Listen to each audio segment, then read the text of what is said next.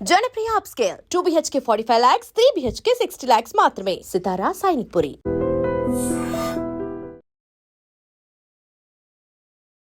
ఒకరి దగ్గరికి వెళ్ళి అవకాశాలు అడగరు, ఒకరికి కనిపించి సలాం చేయరు, వేరే వాళ్ళు మోసం చేస్తే సర్లే అని చెప్పి వదిలేస్తారు, డబ్బులు లెక్క చేయరు. ఈ ఇండస్ట్రీలో ఇలాంటి మనస్తత్వంతో ఇంత అమాయకంగా ఎలా నెట్టుకు రావాలనుకుంటున్నారు? నేను నమస్తే పెట్టినా కూడా నన్ను దేకలే అనమాట. డబ్బులు ఇవ్వకపోతే ఇప్పుడు నాకు ఒకసారి అడుగుతా, 2 సార్లు అడుగుతా, 3 సార్లు అడుగుతా. రాజమౌళి గారిని చాలా ఎర్లీ స్టేజ్లో చూసిన వ్యక్తి మీరు. సీరియల్స్ చేసేటప్పుడు రాజమౌళి గారు ఎలా ఉండేవారు, ఆ కథ ఎలా ఉండేది? చూస్తారు అంతే. 2 నిమిషాలు ఉండాలి డ్రెస్ చేసుకొని అంటాడు, అంతే అంతే. మీ కెరీర్లో మీకు పడ్డ సినిమా ఛత్రపతి షూటింగ్ అప్పుడు ఆల్మోస్ట్ చనిపోయారు. ప్రభాస్ గారు గట్టిగా పట్టుకోవడం వల్ల ఆ టైంలో ఆయన శేఖర్ని వదలకూడదు అని ఒక నిర్ణయించుకొని చాలా బలం ఉపయోగించి పట్టుకోవడం వల్ల బతికారు. 30 కిలోమీటర్లు 40 కిలోమీటర్ల లోపల ఉన్నాం సముద్రంలో. ఎడ్జ్ అనేది కనిపించద్దు మనకి. లెగ్స్ పట్టుకున్నాడు, జారింది, ప్యాంట్ పట్టుకొని అస్సలు వదలట్లే. ఆఖరికి జారిపోయేసరికి తప్పని ఇట్లా.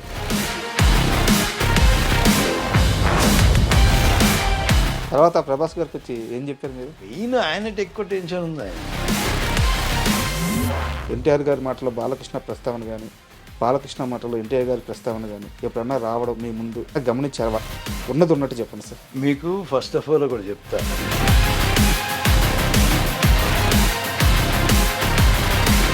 సీరియస్లో బిజీ అయ్యారు.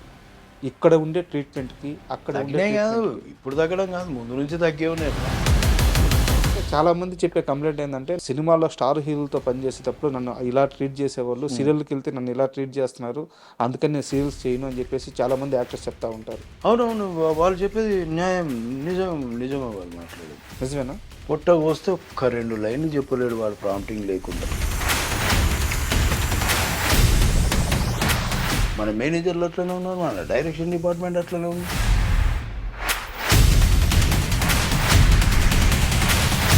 వాడు రాగా సార్ చెప్పండి సార్. ఎప్పుడైనా ఇరిటేషన్ వస్తుంటుంది? ఇక్కడ దాకా వచ్చి ఆపుకున్న సందర్భాలు ఉన్నాయి. సీరియల్స్ ఇంత దారుణంగా ఉన్నాయి. ఒక్కొక్కరిని కొట్టవుతున్నాయి. ఒకసారి సెట్లోంచి వెళ్ళిపోతున్నాయి తెలుసా. కొట్టకొస్తే ఒక 2 ముక్కలు. ఈవెన్ మన తెలుగు వాళ్ళు కూడా చాలా భయంకరమైన నిజాలు సీరియళ్ళల్లో ఉన్న.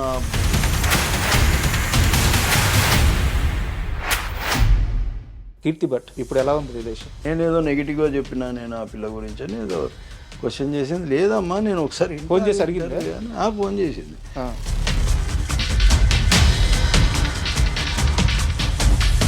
మరి ఆ పిల్ల రావాల్సిన డబ్బులు వెనక్కి వచ్చినాయి. మీరు చాలా బలంగా నమ్మారు, సొంత కూతురులాగా చూసుకున్నారు. ఎవరు లేరు ఆ పిల్లకి. ఇండస్ట్రీలోకి వచ్చిన తర్వాత మీకంటూ ఒక గుర్తింపు వచ్చింది, మీరు బిజీ అయ్యారు. అలాంటి టైంలో ఫ్యామిలీ డిస్టర్బ్ అవ్వడానికి కారణం ఏంటి? ఇంకా వద్దు, ఎందుకు రోజు కొట్లాడుకొని రోజు ఇది పరిశాన అనే దానికంటే దూరం ఉంటే బెటర్ కదా. కో డైరెక్టర్ సత్యం గారు చుట్టూ ఉండే కొంతమంది మనుషులతో మాట్లాడాను. శేఖర్ బాధపడుతున్నాడు, గత 2-3 ఏళ్ళ నుంచి ఈ బాధ ఎక్కువైంది అని చెప్పి నాకు కొంతమంది చెప్పారు.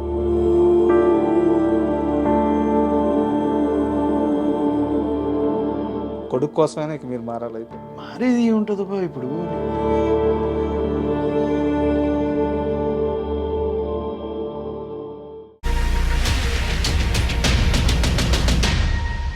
Hi, welcome to my show. ఇండస్ట్రీలో సినిమాని ప్రేమించే వాళ్ళు చాలామంది ఉంటారు, సినిమానే జీవితంగా బతికే వాళ్ళు కూడా చాలామంది ఉంటారు. అయితే ఈ సినిమా కొందరికి కీర్తిస్తుంది, కొందరికి డబ్బిస్తుంది. అయితే సినిమానే ఇంటి పేరు ఇచ్చే నటులు చాలా అరుదుగా ఉంటారు. అలాంటి వారిలో ఛత్రపతి శేఖర్ ఒకరు. ఆయన ఒరిజినల్ నేమ్ చంద్రశేఖర్. ఛత్రపతి శేఖర్గా ఇండస్ట్రీలో ఫేమస్ అయ్యారు.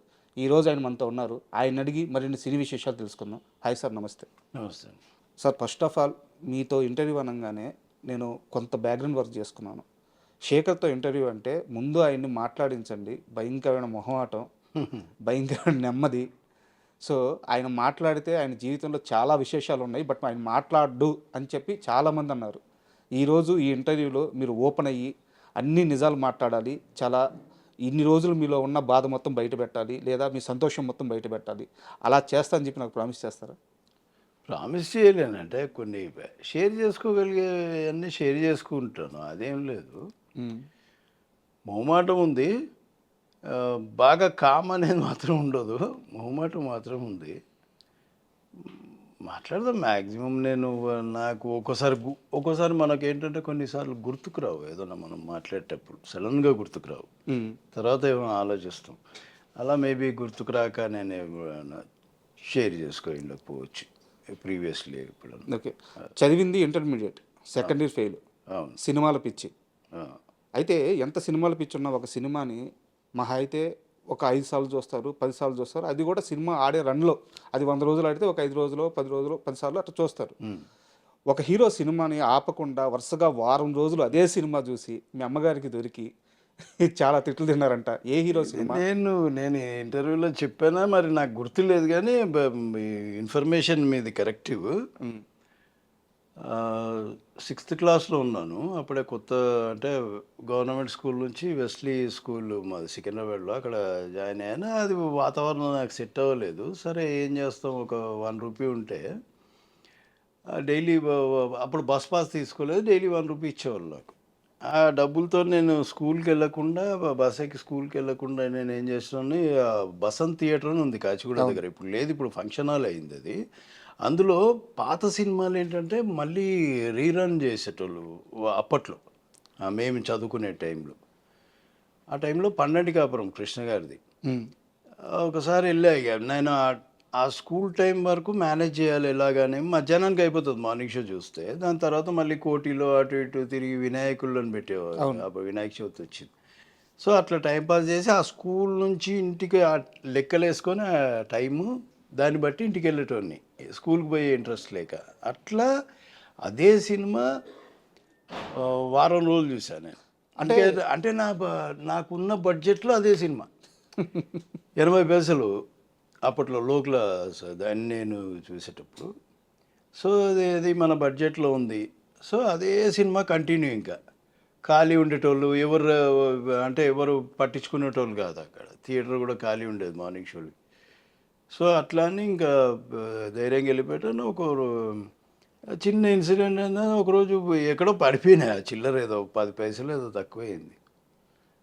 మళ్ళీ ఎలాగైనా సినిమా చూడాలని ఎవరినో, బాబు 10 పైసలు ఉంటాయి నాకు అని తీసుకొని మళ్ళీ సినిమాకి అట్లా వెళ్ళి ఒకరోజు ఇంకా అదే టైంపాస్ చేస్తుండే టైంలో వారం అయిపోయింది. ఇంకొక రోజు ఏంటంటే వినాయకులను చూద్దామని ఆ కోటిలోకి వెళ్ళి మా అమ్మ అప్పుడు మార్కెట్ అంతా అప్పుడు కోటియే ఎక్కువ అప్పట్లో. మా అమ్మ అప్పుడే అక్కడికి వచ్చింది ఏదో షాపింగ్ కోసం అని. ఇంకా నేను ఈ వినాయకులను చూసి ఇట్లా టర్న్ అయినా, మా అమ్మ ఇట్లా టర్న్ అయినా, అంతే ఎదురు. అట్లాంటి సిచ్యువేషన్లో ఇరికే. ఇంకా అప్పుడు ఒకటి పీకింది. అప్పుడు స్కూల్కి వెళ్తే అప్పుడు తెలిసిందనమాట, ఎన్ని రోజుల నుంచి వస్తలేడు, 15 రోజుల నుంచి వస్తలేడు. అంటే వారం 8 రోజులు ఈ సినిమా మేనేజ్ చేసిన. ఇంకొకటి అక్కడిక్కడ, అంటే ఎంత స్కూల్ స్కిప్ చేయాలని చెప్పి సినిమాకి వెళ్ళినా ఒకే సినిమాకి వెళ్ళారంటే అక్కడ కృష్ణ గారి మీద ఎంతో కొంత అభిమానం ఉంది. కృష్ణ గారు చాలా అభిమానం. ముందు ఫస్ట్ కృష్ణ గారు, తర్వాత చిరంజీవి గారు. ఫస్ట్ కృష్ణ గారు ఏ సినిమా వచ్చినా కూడా నేను అంటే మా ఇంట్లో వాళ్ళతో రిక్వెస్ట్ చేస్తుండే తీసుకెళ్ళండి అని. కొద్దిగా మనం వెళ్ళే టైంకి వచ్చినప్పుడు ఆయన రిలీజ్ రోజే వెళ్ళిపోయేటోళ్ళము. అట్లాంటిది మా గ్రూప్ కూడా ఉండింది బాగా. కృష్ణ గారు అప్పుడు టీవీలో ఆయన సినిమాలు సాటర్డే సండే వేసేవాళ్ళు, యాడ్ ఇచ్చేవాళ్ళు. మేము ఒక ఇంట్లో, అప్పుడు టీవీ లేదు మా ఇంట్లో, వాళ్ళ ఇంట్లో చూడడానికి వెళ్ళినప్పుడు యాడ్ ఇచ్చేటోడు. అంటే రేపు ఈ సినిమా వస్తుంది కృష్ణ గారు అనగానే మా వాడు ఏం చేసేటోడు, వాళ్ళ ఇంట్లో గన్నేరు చెట్టు ఉంటే ఆ పూలని బీకి ఇసిరేసేటోడు. అట్లా ఆ క్రేజ్ ఉండే మా గ్యాంగ్లో అప్పుడులో తిరిగిన గ్యాంగ్. అంటే మీరు ఆ పీరియడ్ చూసిన వ్యక్తి కాబట్టి నాకు ఒక డౌట్ ఉంది, అడుగుతాను. అప్పట్లో ఎన్టీఆర్ గారి ఫ్యాన్స్ చాలా ఎక్కువ మంది ఉండేవారు, కృష్ణ గారి ఫ్యాన్స్ ఎక్కువ మంది ఉండేవారు. బట్ కృష్ణ గారు ఎంత మొండివారో, ఒక విషయం అనుకుంటే ఎట్ట జరగాలో, కృష్ణ గారి ఫ్యాన్స్ కూడా అంతే మొండివాళ్ళు అంటే నిజమేనా? అంటే మా హీరో సినిమాకి అసలు ఏం తగ్గేదే లేదన్నట్టు మనము సెలబ్రేషన్స్. మనము ఫ్యాన్స్ అనేది కృష్ణ గారికి విపరీతంగా ఉండేవాళ్ళు. మాస్ ఆడియన్స్ చాలా ఆయనకి అప్పట్లో బాగా. అది అంటే నేను విన్నది.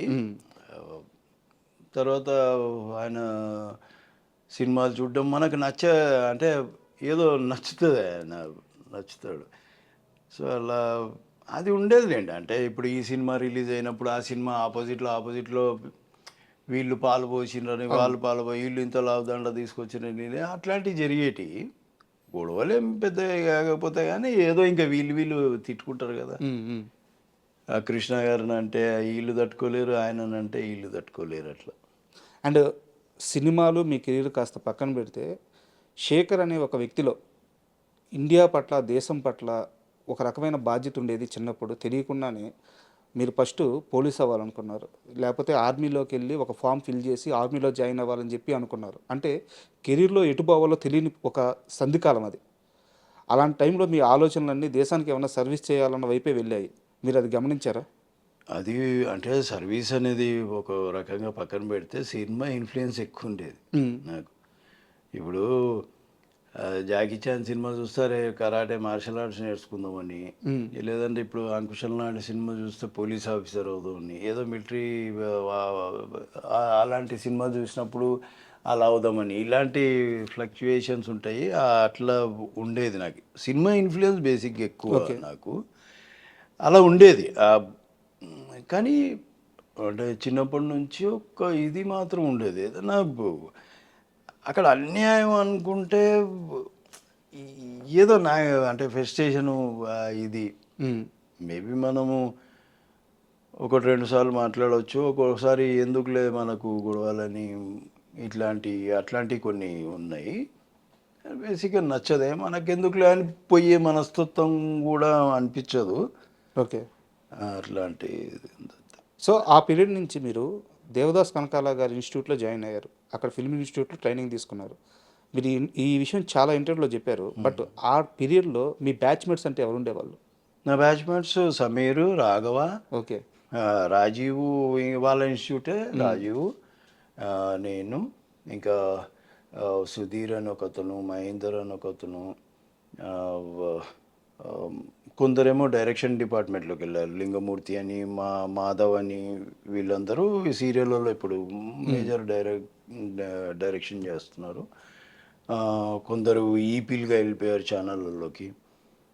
ఒకరిద్దరు సినిమా డైరెక్షన్లోకి కూడా వెళ్ళారు. పేర్లు నాకు ఆయన రమణ అని ఒక ఆయన ఉన్నారు, ఆయన కొందరు పేర్లు గుర్తులేవు నాకు.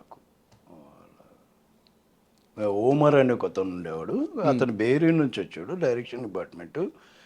అప్పుడు మాతోనే మా బ్యాచ్ అతను. మీ బ్యాచ్లో మీతో పాటు ట్రైనింగ్ తీసుకున్న వాళ్ళు ఈరోజు ఒక మంచి పొజిషన్లో ఉన్న వ్యక్తులు అంటే ఒక ఇద్దరు ముగ్గురు పేర్లు చెప్పండి. ఎవరు? ఇద్దరు ముగ్గురు. రాజీవ్ నెంబర్ 1, సమీర్, రాఘవ, మిగతా వాళ్ళు అంతా ఇది అవ్వలేదు. అందులో నేనున్నాను. నేను ఒక నలుగురు. మా బ్యాచ్ మేము ఒక ఓవరాల్ అమ్మాయిలు అబ్బాయిలు కలిపి ఓ 15 మంది. కల్పన అని ఒక అమ్మాయి ఉండింది. అమ్మాయి చాలా సీరియల్లో చేసింది, మ్యారేజ్ చేసుకొని వెళ్ళిపోయింది. వాళ్ళిద్దరు సిస్టర్స్, కవిత, కల్పన అని వాళ్ళు ఉండేవాళ్ళు. ఇంతే, అమ్మాయిలు ఎక్కువ ఉండేవాళ్ళు కాదు మా దగ్గర. ఇంకా బాయ్స్లో వీళ్ళు ఎక్కువ, కొందరు డైరెక్షన్ డిపార్ట్మెంట్. ఇన్స్టిట్యూట్లో ఉన్నప్పుడు ఒక వ్యక్తి ఒకరోజు అలా వచ్చి ఇన్స్టిట్యూట్కి వచ్చి వెళ్ళిపోయాడు. ఆయన వెళ్ళిపోయిన తర్వాత మీకు ఒక కాల్ వచ్చింది రాజీవ్ కనకాల గారి నుంచి. ఒక యాడ్ షూట్లో యాక్ట్ చేయాలి, డైరెక్టర్ పేరు రాజమౌళి. సో అడుగుతున్నారు యాక్ట్ చేస్తారా అని అడిగారు. ఆ రోజు మీరు ఎస్ చెప్పారు. ఆ రోజు ఎస్ చెప్పకపోతే ఈరోజు చంద్రశేఖర్ ఎలా ఉండేవారు? ఎస్ చెప్పకపోవడానికి అది సమస్య లేదు. అది ఎందుకంటే మనం ఇన్స్టిట్యూట్లోకి వచ్చిందే వేషాల కోసం. ఎట్లా అంటే ఇన్స్టిట్యూట్లో జాయిన్ అయితే వాళ్ళు కూడా వేషాలు కల్పిస్తారు అనేది ఒకటి నానుడి. అది వినేవాడిని నేను. అలా సరే వాళ్ళ ద్వారా కూడా మనం వెళ్ళొచ్చు కదా అనే ఫీలింగు. ఎందుకంటే నాకు అవతలలో అప్రోచ్ అయ్యి మాట్లాడే ధైర్యం కానీ, లేదంటే కలపగోలుతనం కానీ లేదు నాకు ముందు నుంచి. తెలిసింది, చాలా మంది చెప్పారు. సో నేను ఆ రోజు చంద్రశేఖర్ ఎల్లేటి గారు, రాజమౌళి గారు ఇద్దరు వచ్చారు ఆ రోజు. అది ఎలక్ట్రానిక్ మీడియా యాడ్స్ అని నాకు అవి ఏం తెలీదు. వచ్చారు ఎవరో ఆయా అని పరిచయం అయ్యారు. అప్పుడు అందరూ సరే రాజీవ్ పరిచయం చేశాడు, సరే వెళ్ళిపోయాను. అప్పుడు మన దగ్గర మొబైల్ కూడా లేదు. మొబైల్ మొబైల్ ఉందనుకుంటా, మొబైల్ అప్పుడే వచ్చింది అనుకుంటా. అయితే రాజా ఇంటి నుంచి ఫోన్ చేశాడు నాకు, నేను వెళ్తూ ఉంటే, శేఖర్ ఇట్లా యాడ్ ఉందంట, ఒకటి ఇట్లా కొద్దిగా టీజ్ చేసేది ఉందంట, అది ఇది అట్లాంటి సిచ్యువేషన్. అయితే సరే అన్నాను, వస్తాను. మార్నింగ్ షూటింగ్ అక్కడెక్కడో జరుగుతుంది, టీఆర్ఎస్ ఆఫీస్ ఆ బ్యాక్ సైడ్ అటు సైడ్ జరుగుతుంది. బైక్ ఉందా అని అడిగారు. ఆడిపోయినా, అయ్యో లేదండి కైనెటిక్ కూడా. బైక్ వస్తుందా, వేరే బైక్ ఇస్తున్నారు రాజమౌళి గారితో ఉంది బైక్ యమహా. నేను అన్నా, అయ్యో బైక్ రాదు సార్ నాకండి. అయ్యో బైక్ రాదా అని ఇంకా అట్లనే కైనెటిక్ హోండా మీదనే చేయించారు ఆ షాట్లు. ఓకే. అలా ఇంకొక యాడ్లోకి పిలిచారు, అలా ఇంకొక యాడ్, అలాగా రాజమౌళి గారితో కొద్దిగా ఫ్రీనెస్ వచ్చింది. తర్వాత ఆయన్నే సీరియల్లోకి పిలిచారు. సీరియల్లో ఒక వేషం ఉంది, ఒక మా అంటే 13 ఎపిసోడ్లు వస్తాయి, శాంతినివాసం. అయితే 13 ఎపిసోడ్లు వస్తుందంటే, అయ్యో చేస్తావంటే, అయ్యో ఏం సార్ చేయడానికి తప్పకుండా చేస్తా సార్ అది అని అట్లా వెళ్ళిపోయినా. ఇంకా ఆయన 150 ఎపిసోడ్ల దాకా దాన్ని లాగినరు. ఎప్పుడో అన్నారు, అయ్యో నా అంటే ఆయనకి ఇష్టం లేదు బేసిక్గా నా క్యారెక్టర్ తొందరగా కిల్ చేయడం. ఓకే. సో అందుకని లాగాడు. నాకు కూడా కొద్దిగా డబ్బులు కూడా వస్తాయి అనే ఫీలింగ్ ఆయన. అండ్ రాజమౌళి గారిని చాలా ఎర్లీ స్టేజ్లో చూసిన వ్యక్తి మీరు, చాలా దగ్గర నుంచి చూశారు. అయితే ఈరోజు రాజమౌళి గారు అంటే ఏందో మాకే కాదు ప్రపంచం మొత్తానికి తెలుసు, ఆయన ఆ స్థాయిలో ఉన్నారు. సీరియల్స్ చేసేటప్పుడు రాజమౌళి గారు ఎలా ఉండేవారు, ఆ కసి ఎలా ఉండేది? కసి ఆయన ఇప్పుడు ఎట్లుందో అప్పుడు అట్లనే ఉండేటోళ్ళు. ఆ 2 అయినా ఆ 3 అయినా, తెల్లారి 3 అవుతున్నా సరే, మార్నింగ్ ఎర్లీ 8 o'clock స్టార్ట్ చేసినా సరే, మళ్ళీ తెల్లారి 3 అవుతున్నా 2 అవుతున్నా అదే ఎనర్జీ, అదే. ఎవరి కోసం వెయిట్ చేయడు, కంటిన్యూటీ ఆయనకే గుర్తుంటుంది. యాక్షన్ చెప్తారు, మళ్ళీ వీళ్ళకి ఇలా చేయాలి ఇలా చేయాలి, ఇక్కడ నుంచి ఇదంతా బిజినెస్ ఇదంతా చూపిస్తాడు. మళ్ళీ ఏదైనా ప్రాపర్టీ, ఇది కూడా ఆయనకి అవగాహన ఉంటుంది, ప్రాపర్టీ ఎక్కడ ఉండాలి, ఇవన్నీ అప్పటి నుంచి అంత ఎనర్జెటిక్. ఆయన షూటింగ్ అంటే ఇంకా ఆయనకి వేరే ఏం కనిపించదు అసలు. మేబీ అసలు ఏం తోచదు ఆయనకి, ఆ షూటింగే ఆయనకి. ఇంకా ఖాళీగా ఉంటేనే బోర్ ఉంటుందేమో ఆయన షూటింగ్ ఉంటే అసలు. ఆ టైంలో మీతో ఎప్పుడన్నా చెప్పారా, శేఖర్ రాజమౌళి అనేది పొజిషన్ ఇది కాదు, నువ్వు చూస్తుండు, ఇన్నేళ్ళ తర్వాత నేను ఇక్కడ ఉంటాను, ఇలా సాధించాలనుకుంటున్నాను, నా డ్రీమ్ ఇది, ఇలా ఎప్పుడన్నా షేర్ చేసుకున్నారా మీరు? అసలు అలా మాట్లాడే మాట కానీ ఏదో నేను చేస్తా ఎప్పుడు ఆయన నోటి వెంట వచ్చేదే కదా ఆయన పని. ఆయన అంతే తప్ప ఇప్పుడు ఇట్లు వచ్చినా కూడా, ఇంకొకటి ఇట్లు ఇచ్చినా, లేదంటే సింహాది ఇవన్నీ పోయేసరికి పెద్ద ఇదే అయిపోయేసరికి కూడా ఎప్పుడు అట్లా మాట్లాడలే ఆయన, ఎప్పుడు అట్లా మాట్లాడలేదు. నేనే భయపడ్డాను. నేను ఒక్కోసారి షూటింగ్కి లేట్గా వెళ్తాను, అంటే మేబీ నేను వేరే సీరియల్ చేసేవాడిని. అప్పుడు కొద్దిగా వాళ్ళు 11 గంటలకు పంపిస్తా అని వాళ్ళు మెల్లిరు పంపిస్తే, మళ్ళీ నేను పరిగెత్తుకుంటూ పోయేసరికి అక్కడ లేడు. ఇంకా ఈరోజు అయిపోయిందిరా, ఈరోజు తిట్టేస్తారా నన్ను. ఎప్పుడు ఒక్క మాట పల్లెత్తు మాట అనలేదు. ఈరోజు అయితే తిడతారా ఇంకా గ్యారెంటీ అనుకొని ఫిక్స్ అయిపోయేటోని కూడా పోగానే నేను భయపడుతుంటా, చూస్తారు అందరూ, కో డైరెక్టరు మొత్తం ఎవరైతే డైరెక్షన్ డిపార్ట్మెంట్ అందరు ఉంటారు, ఈయన పని అయింది ఈరోజు అనే ఫీలింగ్లోనే ఉంటారు. కానీ ఏ రోజు కూడా చూస్తారు అంతే, 2 నిమిషాలు ఉండాలి డ్రెస్ చేసుకొని అంటాడు అంతే అంతే. వీళ్ళు వెయిటింగ్, వీళ్ళు పాపం డిసప్పాయింట్ అయ్యేటోళ్ళు, చాలాసార్లు డిసప్పాయింట్ అయ్యారు. ఈరోజు నాకు తిట్లు పడతాయి అనుకున్నా అంతా, అప్పుడంతా డిసప్పాయింట్. శేఖర్ మళ్ళీ బతికిపోయాడు. వీళ్ళు చాలా డిసప్పాయింట్ అయ్యేవాళ్ళు. కొందరు అడిగేటోళ్ళు కూడా, ఏంద్రా ఆయన నిన్ను ఏమన్నారు, మేము ఏమన్నా చేస్తే లేదు అది ఇది అంటారు. ఇంకొకటి అడ్జస్ట్మెంట్, ఒకటి డేట్లో అడ్జస్ట్మెంట్. ఎప్పుడన్నా ప్రాబ్లం వచ్చినా ఎవరినన్నా నో అనే చెప్పేటోళ్ళేమో, కానీ ఏ రోజు నాకు నో అని చెప్పింది లేదు ఆయన. నేను ఒకవేళ ఆయన ఏదైనా కొద్దిగా సీరియస్ మూడ్లో ఉంటే ఇంకా నేను మాట్లాడలేను ఆయనతో. ఎలా ఏం చేయాలి ఇప్పుడేమో వీళ్ళు యువతల వాళ్ళు ఫోన్ చేస్తున్నారు నాకు ఏం చేయాలని నేను రమ్మగారి దగ్గరికి వెళ్ళిపోయి రమ్మగారితో మాట్లాడితే అప్పుడు మెల్లిగా ఆయన కూల్ అయిన తర్వాత రమ్మగారు మాట్లాడి నన్ను పంపించేస్తారు అట్లాంటి సందర్భాలు. అండ్ ఇలా మీరు ఒక బ్యాచ్గా వెళ్తున్నప్పుడు మీ బ్యాచ్లోకి ఒక ఉగ్ర నరసింహుడు వచ్చాడు, 18 ఏళ్ళ వయసు, ఎవరండి? జూనియర్ ఎన్టీఆర్. ఎన్టీఆర్ స్టూడెంట్. అంటే స్టూడెంట్ నెంబర్ 1. అవును అంతకుముందు ఒక సినిమా చేస్తున్నారు. అవును సో ఆయనది 2వ చిత్రం. ఇప్పుడు దాకా మీరంతా ఒక ట్రావెలింగ్, రాజమౌళి గారిది కానీ మీది కానీ రాజీవ్ కనకాల గారిది కానీ మీరంతా ఒక ట్రావెలింగ్ ఆల్రెడీ ఉంది. ఈ బ్యాచ్లోకి ఒక పులి వచ్చినట్టు వచ్చాడు. ఎలా మౌల్డ్ అయ్యారు, మీ అందరితో ఎలా కలిసిపోయారు ఎన్టీఆర్ గారు? లేదు అతను ముందు నుంచి అదే చైల్డిష్ మెంటాలిటీ. అందరితో మనం పలకరీకున్నా పలకరిస్తాడు, "ఏయ్" అంటాడు. మనం చూడకపోయినా వెనక నుంచి జీప్లో పట్టమని బీకి పలకరిస్తాడు. అట్లాంటి అది ముందు నుంచి ఉంది, ఇప్పుడు ఉంది. ఫ్రీగా అంటే తనతో ఇది మాట్లాడొచ్చా మాట్లాడకూడదా అనే భయం ఎవరికి ఉండదు, ఆ మోమాటం కూడా ఎవరికి ఉండదు. ఏదైనా ఉంటే చెప్పేసుకోవచ్చు మనం, అంత ఫ్రీ ఉంటాడు. ముందు నుంచి అంతే, ఇప్పుడు అలాగే ఉంది కొద్దిగా.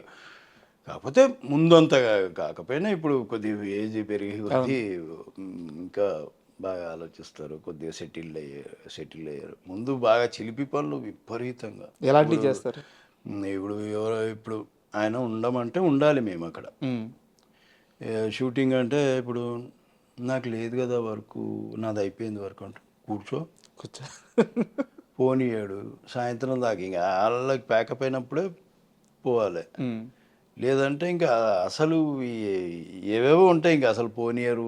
అది విచిత్రం ఉన్నాయి. పోతుంటే పోతుంది, నా పక్కనే ఉండండి నా అంతే. ఇక కలిసి ఫోన్ చేయడం, అవి మాట్లాడుకోవడం, షార్ట్ బ్రేక్ అప్పుడు ఈ అదే ఆ సర్కిల్ అందరూ ఉండాలి ఆయన పక్కన. ఓకే, సరదాగా ఉంటుంది అని రిలాక్స్ అవుతాడు, మంచిగా కూల్గా ఉంటాడు. ఎంత కష్టం స్టార్ట్ అయినా అక్కడ ఇంత కూడా కనిపించే టక చేసేస్తాడు, మళ్ళీ వచ్చి మాతో జాయిన్ అయిపోతాడు. ఒకవేళ ఆయనకి దెబ్బ తగిలినా అక్కడ ఏదన్నా చిన్న ఇబ్బంది అయినా అక్కడ అస్సలు మాది మేమందరం అబ్బా తగిలిందిరా అందరూ ముందు చెప్తారు, బయటపడు.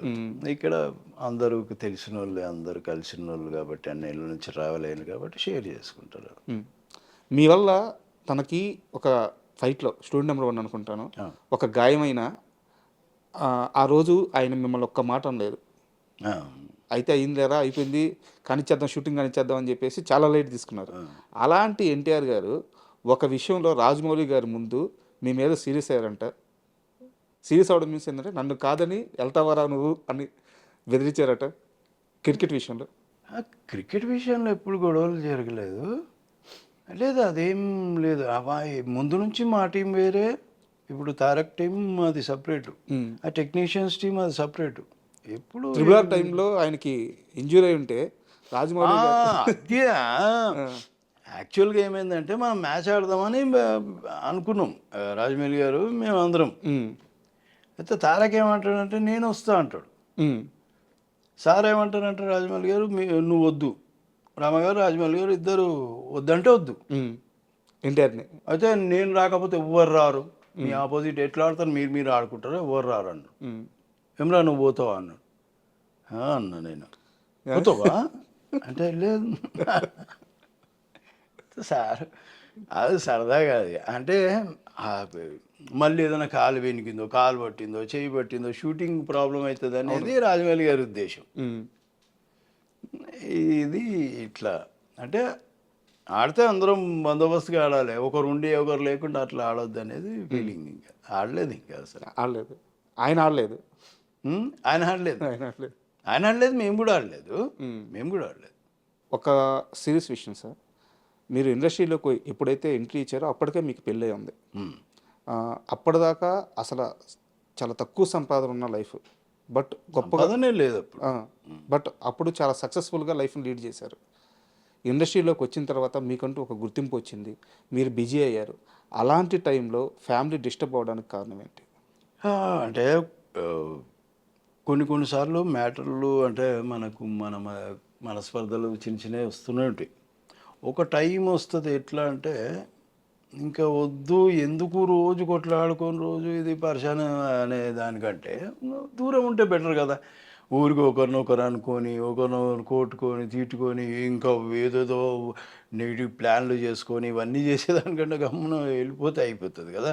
ఇప్పుడు వాళ్ళ మనసు బాధ పెట్టకుండా నేను బాధపడి ఎందుకు ఇవన్నీ అని జరిగింది. అది ముందు నుంచి చిన్న చిన్నవి వస్తూనే ఉంటాయి భార్యాభర్తలు అన్నాక. కొన్ని రోజులు ట్రావెల్ అయిన తర్వాత ఒక టైం వచ్చింది ఇంకా లేదులే అంటే ఏ మనిషికైనా ఇప్పుడు ఆమెకైనా సరే నాకైనా సరే ఒక ఓపిక ఒక లిమిటేషన్ అని ఉంటుంది. ఆ ఓపిక దాటింది. మేబీ నేను కరెక్ట్ లేను ఆమె ఉద్దేశంలో నాకు కరెక్ట్.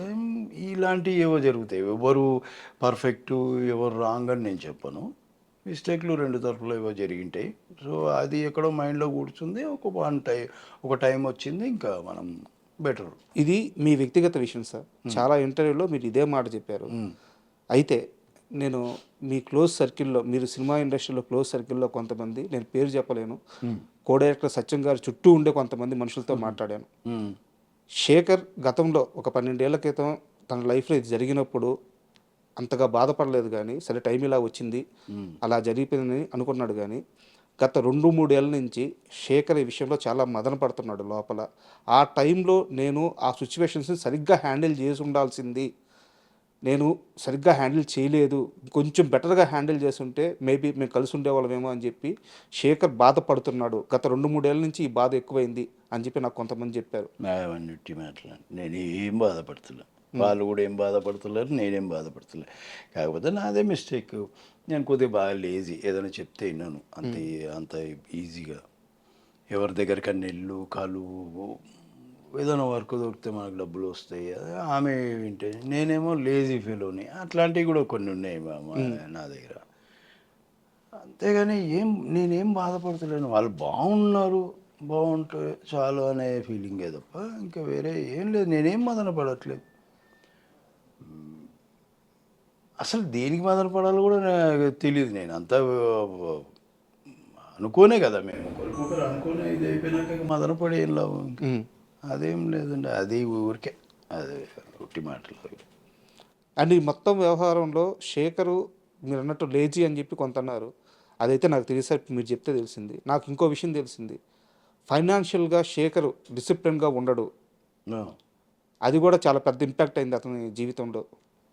అది నాకు ఎప్పుడు అంతే. అంటే డబ్బు అంటే పెద్దగా ఆలోచించాను. ఇప్పుడు ఉన్న దాంట్లో తృప్తి పడడం ఒకటి, నాకు వర్క్ ఉండాలనుకోవడం. అదే ఒక్కోసారి వర్క్ లేని రోజులలో కూడా నేను ఎప్పుడు బాధపడలేదు. మేబీ నా టైం లేదు, వస్తుందేమో అనే ఉన్నా. ఇప్పుడు నా వెనకాల వచ్చిన వాళ్ళు ఎదుగుతూ ఉన్నా చూస్తున్నా, అందరు మంచి పొజిషన్లో ఉన్నారు, నాతో పాటు ఉన్న వాళ్ళు మంచి పొజిషన్లో ఉన్నారు, నేను లేనని నేను ఎప్పుడు బాధపడను. ఏమో ఇన్నేళ్ళు భగవంతుడు కాపాడిండు, 25 ఏళ్ళు అవుతుంది వచ్చి, ఇన్నేళ్ళ నుంచి భగవంతుడు కాపాడిండు, ఏదో వర్క్ ఇస్తున్నాడు, ఎందుకు ఆయన నడిపిస్తాడు నేను అని ఉందే తప్ప వాడు ముందుకు పోయిండు వీడు ముందుకు పోయిండు ఈ ఫీలింగ్ కూడా ఉండదు నాకు ఎప్పుడు. పెద్దగా ఆలోచించాను సార్. అంటే సారీ టు ఇంటరప్ట్, మధ్యలో మాట్లాడుతున్నందుకు. మీరంటే చాలా కొన్ని లక్షల మందికి అభిమానం ఉంటుంది సార్. ఎందుకంటే మీరు మీ క్యారెక్టర్స్ ఇచ్చే ఇంపాక్ట్ అలా ఉంటుంది.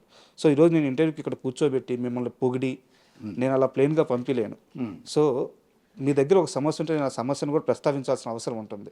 మీరు ఇప్పుడు దాకా ఏం చెప్పారంటే, నాకు క్యారెక్టర్స్ వస్తే తీసుకుంటాను, రాని మనం ఏం చేయలేము, నాకేం బాధ లేదన్నారు. బట్ ఇక్కడ సమస్య ఏంటంటే, మీరు కష్టపడి సంపాదించిన డబ్బులు కూడా, క్యారెక్టర్స్ దేవుడు ఇచ్చాడు, సంపాదించుకున్నారు, ఈ రోజు కూడా కొన్ని లక్షల రూపాయలు బయట ఎవరికంటే వాళ్ళకి ఇచ్చేసి ఆ డబ్బులు తిరిగి రాక కనీసం వాటిని మీరు ఫాలోఅప్ కూడా చేయకుండా పట్టించుకోకుండా వదిలేస్తున్నారు. నిజమా అబద్ధం? అంటే పెద్ద అమౌంట్ ఏం కాదు, అంటే నాకున్నది అది పెద్ద అమౌంటే.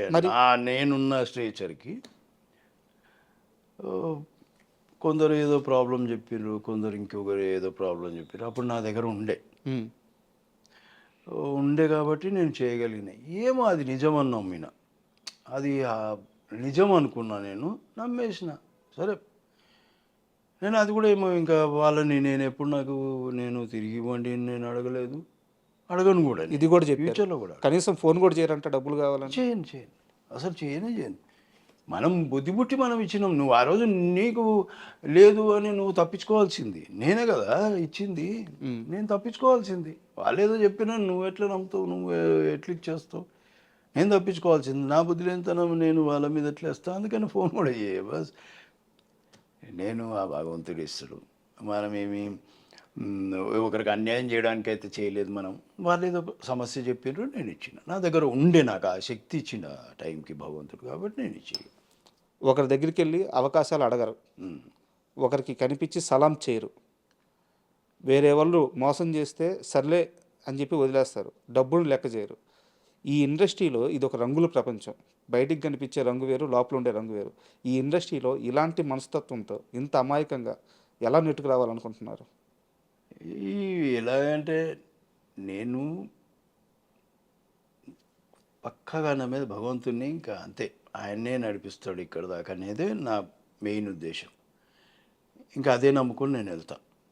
ముందు నుంచి అలాగే నమ్మినా ఇప్పుడు కూడా అలాగే నమ్ముతా. బాగా ఎక్కువ దేవుని బాగా నమ్ముతారా? దేవుని అంటే ఓ పూజలు ఓమన అట్లాంటివి ఏం లేదు. నమ్మెట్టుకుంటాను ఆయన.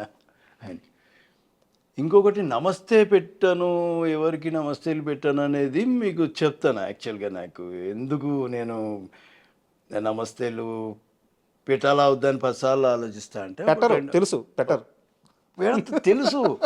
1-2 సార్లు నాకు ఏమనిపిస్తుంది అంటే నన్ను వీళ్ళు గుర్తుపడతారో లేదో అనేది ఒకటి ఉంది.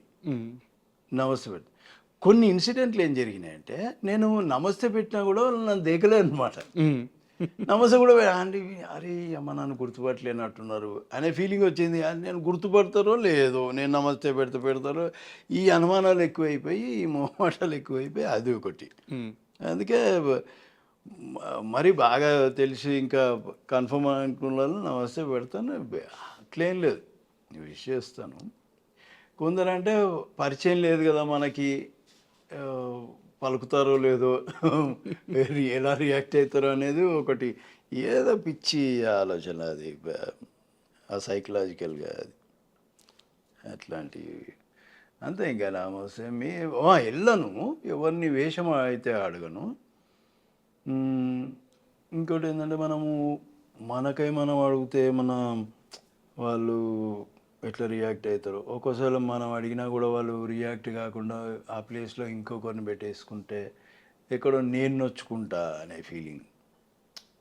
అరే నేను సెట్ కాలేకపోయినా, నేను అడిగినా కదా అవి వేషము, ఎందుకు ఎలా అంటే నాకు టాలెంట్ లేదనా ఏదా, ఇట్లాంటివి ఎందుకు నాకు అది కొన్ని ఉంటాయి అవి. అందుకని నేను ఎవరిని అడగను. వాళ్ళు ఇస్తే ఏది కాదన్ను, ఇది అది ఇది ఏది కాదన్ను. అందులో డైలాగ్ ఉందా, ఉట్టిగా నిలబడం అన్నారా, ఏం లేదు, డబ్బులు ఒకటి మాట్లాడుకుంటా. ఆ డబ్బులు టైంకి ఇవ్వండి. డబ్బులు టైంకి ఇవ్వకపోతే ఇంకొకటి కూడా ఇదైతుందో అప్పుడు మొహమాట పడ. డబ్బులు ఇవ్వకపోతే ఇప్పుడు నాకు ఒకసారి అడుగుతా, 2 సార్లు అడుగుతా, 3 సార్లు అడుగుతా, ఇంట్లో కూర్చుంటా. నా పైసలు పంపి అప్పుడు వస్తా. ఇప్పుడు చేసే కూడా నాకు పంపి అప్పుడు వస్తా. ఈ విషయంలో మాత్రం స్ట్రిక్ట్. ఇంకా నేను నువ్వు ఇప్పుడే సగం నన్ను దేక్తలేవు, సినిమా అయిపోయినాక నన్ను ఏం దేక్తావు బా, నా ఫోన్ కూడా ఎత్తావు నువ్వు. అట్లా చాలాసార్లు చేసిండ్రు మేనేజర్లు, అసలు ఫోన్ కూడా ఎత్తారు. ఏ సినిమా జరిగింది? మస్తు సినిమాలో జరిగింది.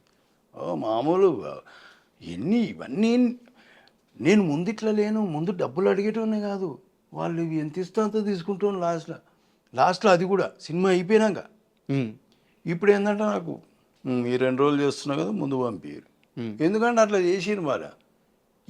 ఇప్పుడు ఈ చక్కర్లో ఏమైపోయిందంటే ఎవరిని నమ్మాలనో ఎవరిని నమ్మొద్దో కన్ఫ్యూజన్లో ఉన్నా నేను. అంతే కదా. అందుకని ఇది పెట్టేసిన సిస్టమ్. ఇంకోటి ఎవరు వచ్చినా కూడా ఇంకొకటి ఏంటంటే ఇప్పుడు వాళ్ళు నాకై వచ్చి ఇదేను సార్ ఇది చిన్న సినిమా ఇలా ఎట్లా అంటే నేను చెప్పినంతవరకు చెప్తా వాళ్ళకి. నేను కూడా చిన్న ఉన్నాయా ఏం ఆస్తులు గిస్తులు ఏం లేవు, నేను ఇట్లా నాకేం లేదా, కానీ మీరు సరేలే ఇంకా పోనీ ఏమి ఇస్తారు చెప్పండి, మీరు మరీ అన్యాయంగా మాట్లాడితే ఏమన్నాను సారీ అంట. ఇంకా వాళ్ళు ఏదో కొద్దిగా ఓకే అనుకుంటే తీసుకుంటూ వెళ్ళి చేసేస్తాం. కానీ ఆ చిన్న సినిమా వాళ్ళు కూడా చాలా మర్యాదగా మంచి పద్ధతిలో చేస్తారు. వాళ్ళు రిసీవింగ్ కానీ అట్లా కానీ అంతా బాగుంటుంది. అంటే ప్రతి యాక్టర్కి కూడా లైఫ్లో ఒక టర్నింగ్ పాయింట్ అనేది ఒకటి ఉంటుందన్నమాట. ఆ సినిమా వచ్చేదాకా వాళ్ళు ఎంత కష్టపడ్డా కూడా ఆ సినిమా వచ్చిన తర్వాత లైఫ్ టర్న్ అయిపోతుంది. అలా మీ కెరీర్లో మీకు పడ్డ సినిమా 'ఛత్రపతి'. ఆ. 'ఛత్రపతి' మూవీ స్టార్ట్ అవ్వక ముందు ఒకరోజు మిమ్మల్ని, హీరో గారిని, మీ బ్యాచ్ని అందరినీ రాజమౌళి గారు తీసుకెళ్ళి అలా బీచ్లో కూర్చోబెట్టేసి ఫస్ట్ హాఫ్లో ఈ భద్రం ఎవరైతే ఉన్నాడో ఇతను చచ్చిపోయేదాకా అతను ఏం చెప్తే మీరందరూ వినాలి అని చెప్పి అందరికీ కూర్చోబెట్టి మరీ చెప్పాడంట. అది ఏదో బీచ్ పేరు గుర్తొస్తలేదు. ఫస్ట్ డే షూటింగ్ అది. అంటే నా వర్క్ అదే రోజు స్టార్ట్ అయింది. మేబీ షూటింగ్ కూడా అదే రోజు స్టార్ట్ అయింది, నాకు కరెక్ట్ గుర్తులేదు. వాళ్ళు చైల్డ్ ఎపిసోడ్స్ అవన్నీ చేసేసి స్టార్ట్ అయినప్పుడు ఓ గుడిసె ఉంది, ఇట్లానే కుర్చీలు అవి ఏం లేవు. అందరు రండి అన్నారు, పిలిచారు. సీన్ చెప్పాలి ఆయన, అప్పుడే సీన్ ఎక్స్ప్లెయిన్ చేస్తారు. ప్రభాస్ గారు కూడా ఉన్నారు. ప్రభాస్ అందరి కిందనే, ఓకే, అందరి కిందనే ఇట్లా మర్చేసుకొని కూర్చున్నాం అందరం రౌండ్కి ఇట్లా. సార్ కూడా ఒక ఇట్లా కూర్చున్నారు, మేము అందరం ఇట్లా అందరం. ఇంకా సీన్ అంతా చెప్పారు. చెప్పిన తర్వాత చెప్పారు, ఎవరైనా సరే వాడున్నప్పుడు వాడు ఏం చెప్తే అదే. ఇంకా మీకు ఇది మైండ్లో పాతుకోండి మీరు. అంటే డైలాగులు ఇది అని కాదు, వాడి క్యారెక్టరే అంత. ఓకే, హీరో అయినా సరే వాడి ముందు మాట్లాడొద్దు, వాడికి ఎదిరియద్దు. ఎవరైనా సరే వాడికి ఎదిరియద్దు, అందరం అంతే. ఇంకా అదొకటి. అంటే భయం వేసిందా? అంటే అంత పెద్ద స్టార్ ముందు నేను లీడ్ చేయాలి సీన్స్? అసలు నేను ప్రభాస్ అంత కంఫర్ట్ మామూలు కంఫర్ట్ కదా, అసలు ఏం లేదు. అందరం డిస్కస్ చేసుకునేటోళ్ళం, అందరం ఇది చేసేవాళ్ళం. ప్రభాస్ ఈవెన్ ఏదైనా షార్ట్ అప్పుడు మేము అంటే ఇప్పుడు రియాక్షన్స్ కోసం కూడా ఒకరినొకరు అంటే మేము ఎదురుగా వాళ్ళు ఏదో డైలాగ్ చదువుతుంటే వచ్చే ఎమోషన్ వేరే. ఒరిజినల్ యాక్టర్ ఎదురుగా సజెషన్లో ఉండి కెమెరా బ్యాక్ ఉండి చేస్తే అది వేరే ఉంటుంది, ఆ ఇంపాక్ట్ వేరే ఉంటుంది. సో అట్లాంటివి చేసుకోవడం, ఒకరికొకరు ఎవరేమి ఇది కాకుండా మాట్లాడుకోవడం. నాకు తెలిసి మ్యాక్సిమం పక్క నుంచి చెప్పింది ఏం లేదు. ఒరిజినల్ యాక్టర్స్ ఉండి క్యూలు ఇచ్చుకొని వన్ డైలాగ్ వాడు చెప్పుకోవడం, ఆ ఎమోషన్ మ్యాక్సిమం అదే చేసినాం. అందరు యాక్టర్లు మ్యాక్సిమం అదే చేసాం. నాకు గుర్తున్నంత వరకు అదే కాన్సెప్ట్. 'ఛత్రపతి' షూటింగ్ అప్పుడు ఆల్మోస్ట్ చనిపోయారు. ప్రభాస్ గారు గట్టిగా పట్టుకోవడం వల్ల ఆ టైంలో ఆయన శేఖర్ని వదలకూడదు అని ఒక నిర్ణయించుకొని చాలా బలం ఉపయోగించి పట్టుకోవడం వల్ల బతికారంట. నాకు ఆ సీక్వెన్స్ అంతా మళ్ళీ ఒకసారి క్లియర్గా చెప్పారా? యాక్చువల్గా కెమెరా ఉన్న బోట్ ఇది, మాది చిన్న బోట్, కింద డౌన్ కుట, అవి హైట్లో ఉంటాయి, పెద్ద అవి. దాన్ని పెద్ద బోట్లు, ఫిషింగ్ బోట్లు పెద్ద.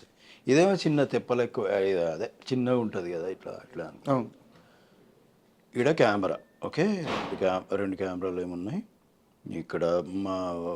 మాది కింద బోటు, ఇది మన డైరెక్టర్ గారు వీళ్ళందరూ ఇక్కడ ఉన్నారు, ఆయన డైరెక్షన్ చేస్తున్నారు. మేము బోట్లోకి దిగినాం. ఇంకొకటి మేమున్న ఇది ఏమైందంటే చక్రం ఫ్యాన్ ఉంటుంది కదా ముందుకి, అది ఏదన్నా మేము కొద్దిగా అది లాగేది ఉంటుంది, చెక్క పెట్టెలు లాగుతా కింద మునిగి. అలాగే ఏమవుతుందంటే ఆ ఫ్యాను తిరగడానికి అవి మెల్లిగా అటు లాగేస్తుంది అది. ఈ టైంలో ఏమైందంటే నేను నీళ్ళలో మునిగి అట్లనే ఉండాలి, యాక్షన్ చెప్పినప్పుడు పైకి రావాలి. పైకి వచ్చినప్పుడు అజయ్ కాలర్ పట్టుకొని సపోర్ట్ చేయాలి.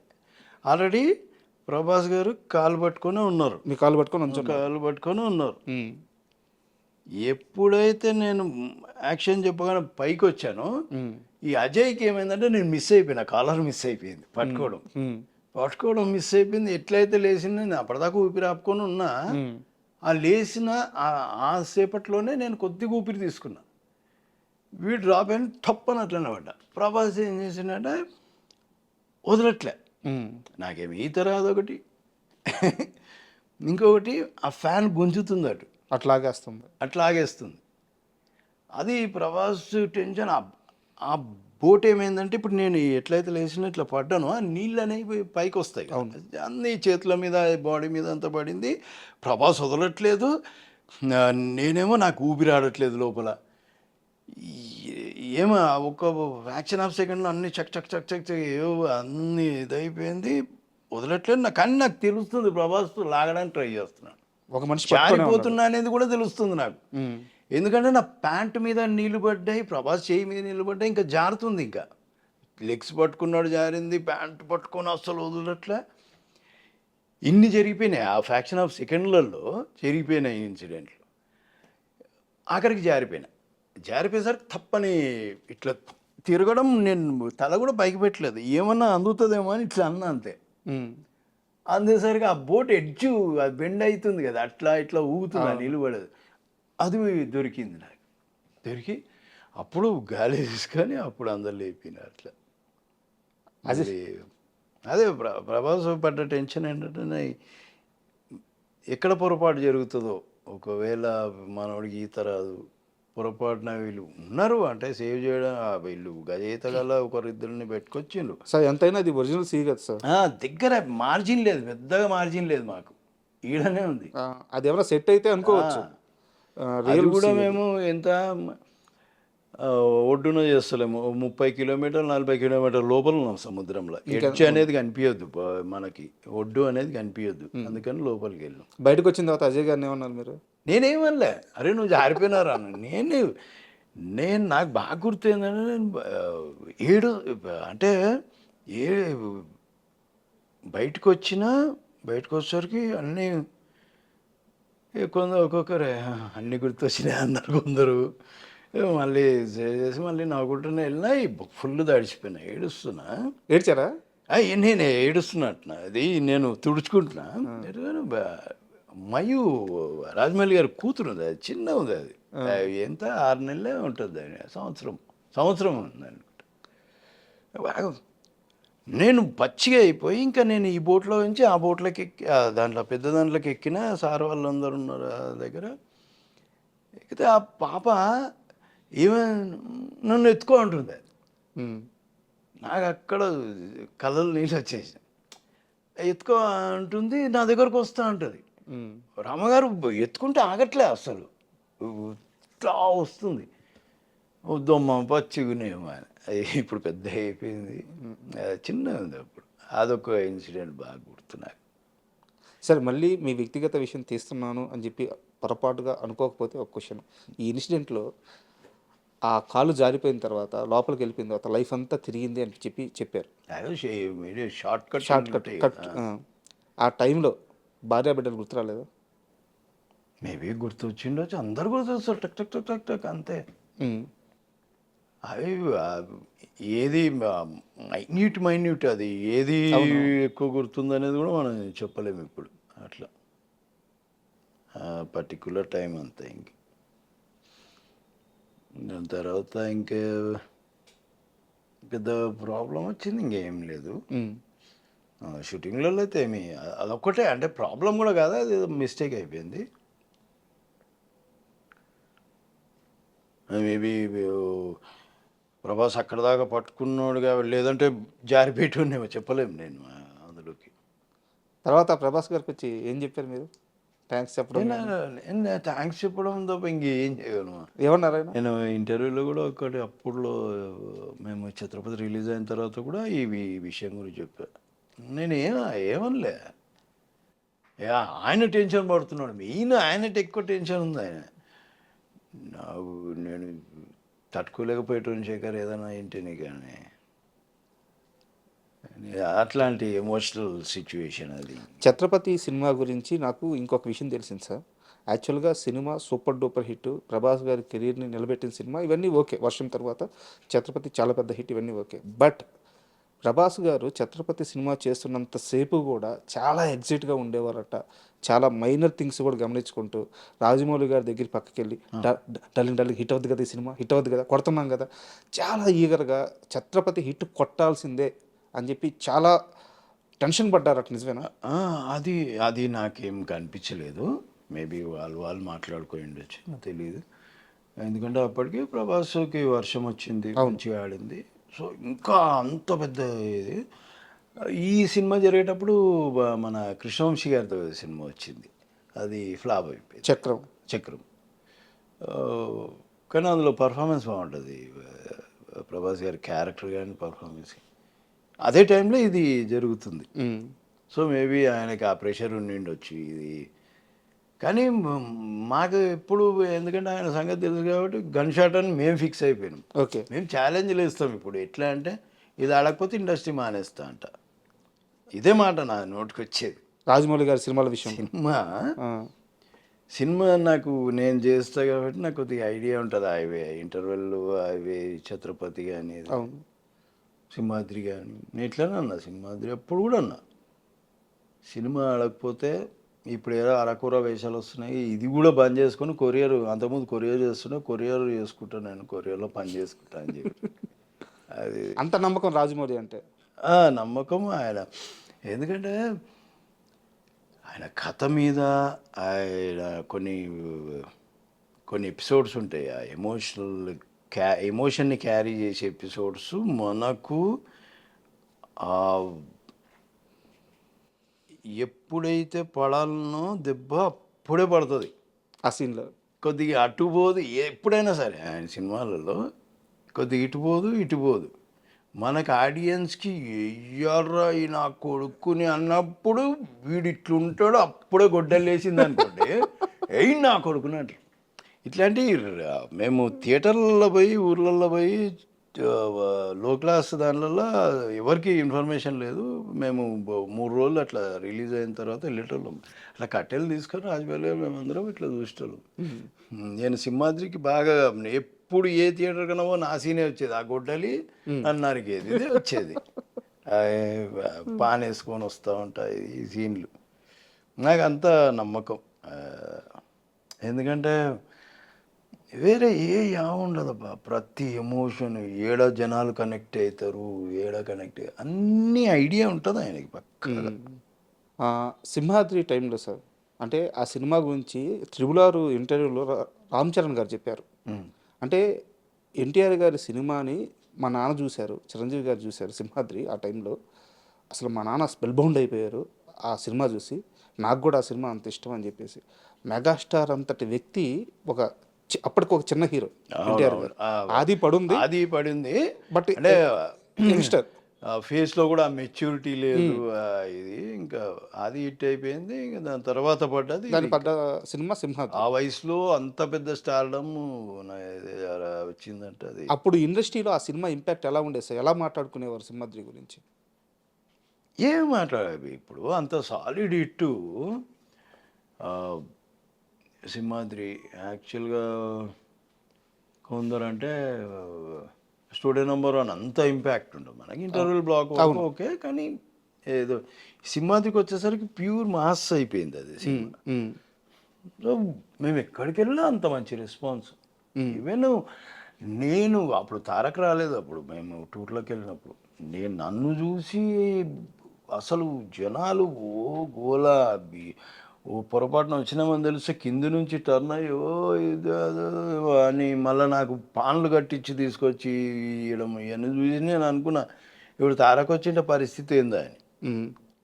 నేను ఒకరోజు ఆఫీస్ కూడా పోయినా, వచ్చిపోయి నువ్వు వచ్చింటే అస్సలు మామూలుగా ఉండేది కాదు. అప్పుడు అంత అందరూ సాటిస్ఫై అయిన సినిమా అది. సార్ 20 సంవత్సరాల వయసు, మూతి మీద ఇంకా మీసాలు కూడా సరిగ్గా రాలా. ఆ టైంలో ఇండస్ట్రీ రికార్డ్ సింహాద్రితో. ఆ సక్సెస్ తరువాత మీరు ఎన్టీఆర్ గారిని కలిశారు కదా, ఆయన మైండ్ సెట్ ఎలా ఉండేది? ఎలా హ్యాండిల్ చేశారు అంత పెద్ద సక్సెస్ని?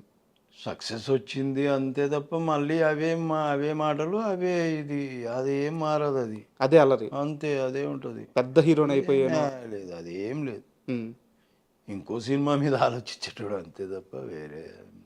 అయితే ఇండస్ట్రీలో చాలామంది సింహాద్రి తరువాత ఎన్టీఆర్ మైండ్ సెట్ మారింది, కొంచెం ఒక రకమైన ఈగోకి వెళ్ళిపోయాడు, తనకంటే పెద్ద హీరో ఎవరు లేరన్నట్టు అని చెప్పేసి ఒక నెగిటివ్ క్యాంపెయిన్ అయితే చేశారు. మీరు దగ్గర నుంచి చూసిన మనిషి, సో అది నిజమా అబద్ధమా? నేనైతే అదేమనుకోను, నేను అది నమ్మను. ఎందుకంటే నేను మొన్న RRR కూడా చేసిన కదా. కాకపోతే చుట్టూ ఉన్న మనుషులు మారిండ్రు. కొందరు ఉన్నారు ఇంకా పాతలు, కొందరు మ్యాక్సిమం మారిపోయినారు. తన చుట్టూ ముందు ఉండేవాళ్ళు ఇప్పుడు ఎక్కువ కనిపించరు. ఓకే. మేబీ అది ఏమైనా చేంజ్ దానివల్ల ఏమైనా ఇది అయ్యుండొచ్చు. ఎవరన్నా దాని గురించి అంటే నచ్చక అట్లా చెప్పుకున్నారేమో మరి. వెళ్ళిపోయిన వాళ్ళు ఉంటారు కదా! వద్దని వద్దని అంటే వెళ్ళిపోయిన వాళ్ళు ఉంటారు. వాళ్ళు ఇంకా ఇదే మాట్లాడుకొని ఉండొచ్చు మేబీ. ఈ నెగిటివ్ స్ప్రెడ్ చేసాను. అట్లా ఉండొచ్చు అంతే. కానీ ఇప్పటికీ వాళ్ళ ఫ్రెండ్స్ అట్లనే ఉన్నారు. వాళ్ళు ఎప్పుడూ వస్తూనే ఉంటారు.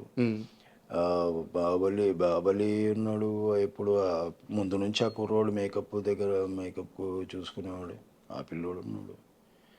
ఆ, అందరూ ఉన్నారు ఇప్పుడు. మన పేరు సడన్ మేనే ఇప్పుడు తారక్ని అంత పర్సనల్గా చూసుకునేది తను. అందరూ పాతలే ఇప్పుడు. అందరూ క్లాస్మేట్స్ అట్లనే ఉన్నారు, ఇంకా పక్కనే ఉన్నారు. మేబీ ఒకరిద్దరు ఏమన్నా జరిగినేమో మనకు తెలియదు. మరి ఎవరు జరిగినరు మరి ఎవరు ఇది అనేది ఏం తెలియదు. మేబీ అనుకుంటారులే, ఇంకా ఏది ఎవరినైనా ఆయన గురించి ఏముంది, ఎవరి గురించి అన్నట్లనే అనుకుంటారు. ఇంకొక క్వశ్చన్ సార్, ఎన్టీఆర్ గారి గురించే. పెళ్ళికి ముందు ఎన్టీఆర్ వేరు, పెళ్ళి తర్వాత ఎన్టీఆర్ వేరు. ఆయన అంటే ఒక భయంకరమైన శక్తి. ఎన్టీఆర్ అంటే ఆ ఎనర్జీ కానీ, ఆ యాక్టింగ్ లెవెల్స్ కానీ, లేకుంటే బయట మాట్లాడే విధానం కానీ చాలా ఎనర్జీ పర్సను. సో అంత శక్తి ఉన్న మనిషిని కొంచెం కంట్రోల్ చేసి ఎక్కడ ఎలా ఉండాలో మౌల్డ్ చేసి ప్రణీత గారు వచ్చిన తర్వాత ఎన్టీఆర్ గారి కెరీర్ కానీ ఆమె కానీ చాలా సక్సెస్ఫుల్ వేలో ఉండడానికి ఆమె కూడా ఒక కారణం అని చెప్పి చెప్తుంటారు. వాళ్ళిద్దరు బాండింగ్ ఎలా ఉంటుంది? నేను ఎప్పుడూ షూటింగ్లో ఉన్నప్పుడే ఆయనని కలవడం తప్ప ఎప్పుడూ నేను మ్యారేజ్కి ఒకసారి వెళ్ళినా, తర్వాత షూటింగ్లో ఉన్నప్పుడే కలవడం అంతే. ఇంక నేను ఏవో మార్చేది ఆటోమేటిక్ మారిపోతుంది బా. ఇప్పుడు పెళ్ళైన తర్వాత డెఫినెట్గా మనిషిలో చేంజెస్ వస్తాయి, ఎవరిలో అయినా వస్తాయి. అదే తనకి పర్టికులర్గా చెప్పాలి చేయాలని కాదు. ఏజ్ కూడా పెరుగుతుంటే అప్పుడు మరీ చిన్నోడు పెరిగే కొద్ది మనకు కూడా తెలుస్తుంటుంది. కొద్దిగా అరే మనం ఇట్లుండొద్దు అని కొన్ని ఆలోచనలు వస్తాయి. సో దానివల్ల కూడా మార్పులు వస్తాయి తప్ప ఒకరు పర్టికులర్ మార్చాలి అదేదని ఏం లేదు. మారాలనుకుంటే ఫస్ట్ మన మనసులో ఉండాలబ్బా. ఇప్పుడు వాళ్ళు మారుస్తారు, వీళ్ళు మారుస్తారు, అదేమి ఉండదు. మనకు కూడా ఉండాలి. అది మనకు కూడా ఉంటే అవతలలో మాట చెప్తే ఇవి రెండు కలుస్తాయి కాబట్టి మనం మీద చేంజెస్ వస్తాయి. నేను ఒక స్ట్రైట్ క్వశ్చన్ అడుగుతాను. Chandrashekar favourite hero junior NTR. ఇప్పుడు చాలా ఇంటర్వ్యూలో చెప్పారు మీరు. అంటే ఫేవరెట్ చాలామంది ఉన్నారు నాకు యాక్టర్స్. నేను ఎక్కువ తారక్తోని నేను అంటే కొద్దిగా క్లోజ్గా మూవ్ అవ్వగలను వేరే హీరోల కంటే. రాజమౌళి గారు బాహుబలి అంత పెద్ద హిట్ తర్వాత ఒక కాలేజీకి వెళ్ళారు. ఆ కాలేజీకి వెళ్ళిన తర్వాత అక్కడ ఒక క్వశ్చన్ వచ్చింది, మీ ఫేవరెట్ హీరో ఎవరు అని చెప్పేసి స్టూడెంట్స్ అడిగారు. కొన్ని వేల మంది స్టూడెంట్స్ ఉన్నారు. ఆ టైంలో ఆయన ఏ బాలీవుడ్ హీరో పేరు చెప్పినా ఓకే అంటారు, ఎందుకంటే అంత పెద్ద హిట్ కొట్టున్నారు. ఏ హాలీవుడ్ హీరో పేరు చెప్పినా ఆయన ఎవరు ఏమి క్వశ్చన్ చేయరు, ట్రోల్ చేయలేరు కూడా. బాహుబలి రేంజ్ అది. కానీ అంత పెద్ద సక్సెస్ కొట్టిన తర్వాత కూడా అదే వేదిక మీద మీ ఫేవరెట్ హీరో ఎవరంటే తారక్, ఎన్టీఆర్ఏ నా ఫేవరెట్ హీరో అని చెప్పి చెప్పారనమాట. అంత బాండింగ్ ఏంది వాళ్ళిద్దరి మధ్య? అంటే ఫస్ట్ సినిమా నుంచి ఏది ఉంది, మేబీ అదే ఉంటుంది. సో తను కూడా చిన్నపిల్లోళ్ళ వాళ్ళ ఇంట్లో అందరితో కలిసిపోతాడు కాబట్టి తెలియకుండా బాండింగ్ వచ్చేస్తుంది. అసలు ఇద్దరు ఎలా ఉంటారు సార్ సెట్లో? తను ప్రభాస్ అయినా అంతే. ప్రభాస్ తారక్ వీళ్ళు బాగా అంటే కలవడం, ఇంట్లలో కలవడం, అందరిలో కలిసిపోవడం ఇట్లాంటివి బాగుంటాయి.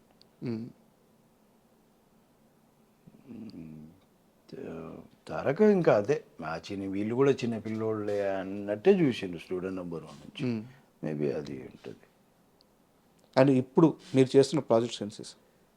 నేను ఇప్పుడు ఏం లేదు బా అని ఒకరు ఇద్దరు అడిగినారు కొత్త సినిమాలు, కొత్త వాళ్ళే, కొత్త హీరోలు, అది సరే మేబీ చేస్తా నెక్స్ట్ మంత్ అంతే. ఏ సీరియల్ జరుగుతున్నాయి. సీరియల్లో ఇప్పుడు జెమినీకి ఒకటి శివంగి అని, జీటీవీకి ఒకటి లక్ష్మీ నివాసం అని,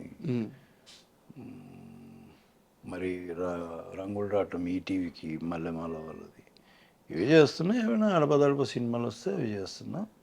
పెద్ద సినిమాలు అయితే ఏం లేవు. ఓకే. ఈ చిన్న వాళ్ళ వస్తే వాళ్ళు ఒక 4 రోజులు అడుగుతారు, చేస్తా, మళ్ళీ ఎప్పుడన్నా 2 రోజులు అడుగుతారు, అట్లా. రాజమౌళి గారితో అంటే మీకు ఒక ట్రావెలింగ్ ఉంది.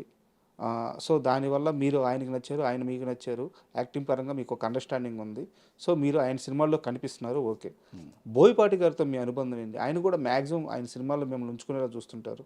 లేదు అంటే నేను భయపడి గారిది లెజెండ్ చేశారు, అఖండ చేశారు, అఖండాలో ఒక చిన్న వేషము,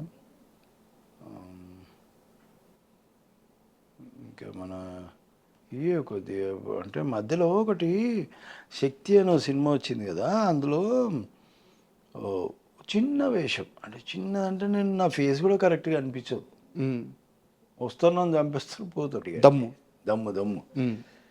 అయితే దాంట్లో ఏదో చిన్న అంటే నేను ఇట్లా ఇట్లా ఉంది చిన్నది, నేను భయపడిగాడు నేను వస్తా చేస్తా అన్న. అప్పుడు వేరే షూటింగ్లో ఉంటే నేను మళ్ళీ వచ్చి నైట్ అంతా చేసి వెళ్ళిన. సో ఏం శేఖర్ చిన్నది ఏమనుకోకు ఇట్లా ఇచ్చినాను, మీరు ఉన్నారు కదా సార్ అందుకే వచ్చేసినాను. అట్లా లెజెండ్లో పిలిచిండ్రు, అట్లా దీంట్లో. అంటే మీరు వెళ్ళి ఎవరిని అవకాశాలు అడగరు, బోయపాటి గారు ఎలా గుర్తుపెట్టుకున్నారు మిమ్మల్ని? ఆయన గుర్తుపెట్టుకుంటారు, అది ఆయనకి ఉంది కంపల్సరీ. ఇప్పుడు ఒక సినిమా ఉన్నాయంటే నెక్స్ట్ సినిమా తీసేవాడు పక్కా మైండ్లో ఉంటుంది. ఇప్పుడు నేను అక్కడ 1లో చనిపోయాను కాబట్టి ఓకే, లేదంటే కంపల్సరీ 2లో కూడా ఉండేవారు. అది ఆయనకి ఉంటుంది. నేను సూటబుల్ అయితే పక్కా పెట్టుకుంటాను. అండ్ రాజమౌళి గారు మహేష్ బాబు గారు సినిమా చేస్తున్నారు, ఎస్ఎస్ఎంబి. రాలేదా? కాల్ రాలేదా? నాకేం కాల్ రాలేదు, ఏం కాల్ రాలేదు. తెలుసా ఆ సినిమా గురించి ఏమన్నా మీకు? ఎలా ఉండబోతుంది? మస్తు. నేను ఎప్పుడు కలవను నేను రాజమౌళి గారిని. మీరు చాలామంది అనుకుంటారు టచ్లో ఉంటారు, ఫోన్ చేసుకుంటారు.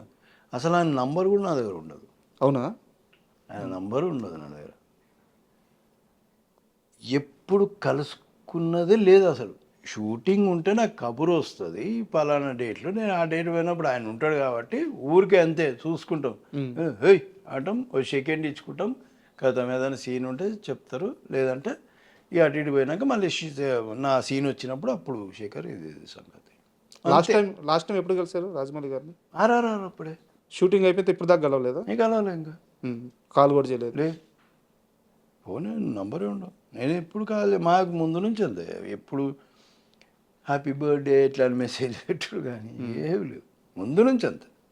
ఇప్పుడే కాదు, అది కొత్త కాదు, అట్లాంటిది ఏం లేదు.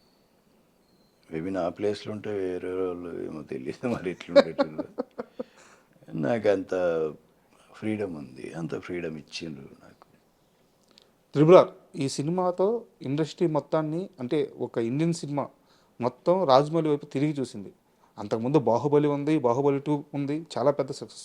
బట్ కొన్ని దశాబ్దాల పాటు రైవల్రీగా ఉన్న ఫ్యామిలీస్, బట్ అంటే రైవల్రీ అంటే సినిమా పరంగా కాంపిటీషన్ పరంగా రైవల్రీ. నందమూరి కుటుంబం, మెగా కుటుంబం. అక్కడి నుంచి ఒక ఇద్దరు వారసులను తీసుకొచ్చి, ఇద్దరు బిగ్గెస్ట్ మాస్ హీరోస్, వాళ్ళిద్దరిని తీసుకొచ్చి ఒక సినిమాలో పెట్టి అంత పెద్ద పవర్ఫుల్ మూవీ తీయాలన్న ఆలోచన ఆయనకు వచ్చినప్పుడు మీ అందరూ ఎలా ఫీల్ అయ్యారు? మీకు ఆ విషయం తెలిసినప్పుడు, రాజమౌళి ఎన్టీఆర్ని రామ్ చరణ్ని పెట్టి సినిమా తీస్తున్నారు అని తెలిసినప్పుడు మీ ఫీలింగ్స్ ఏంటి?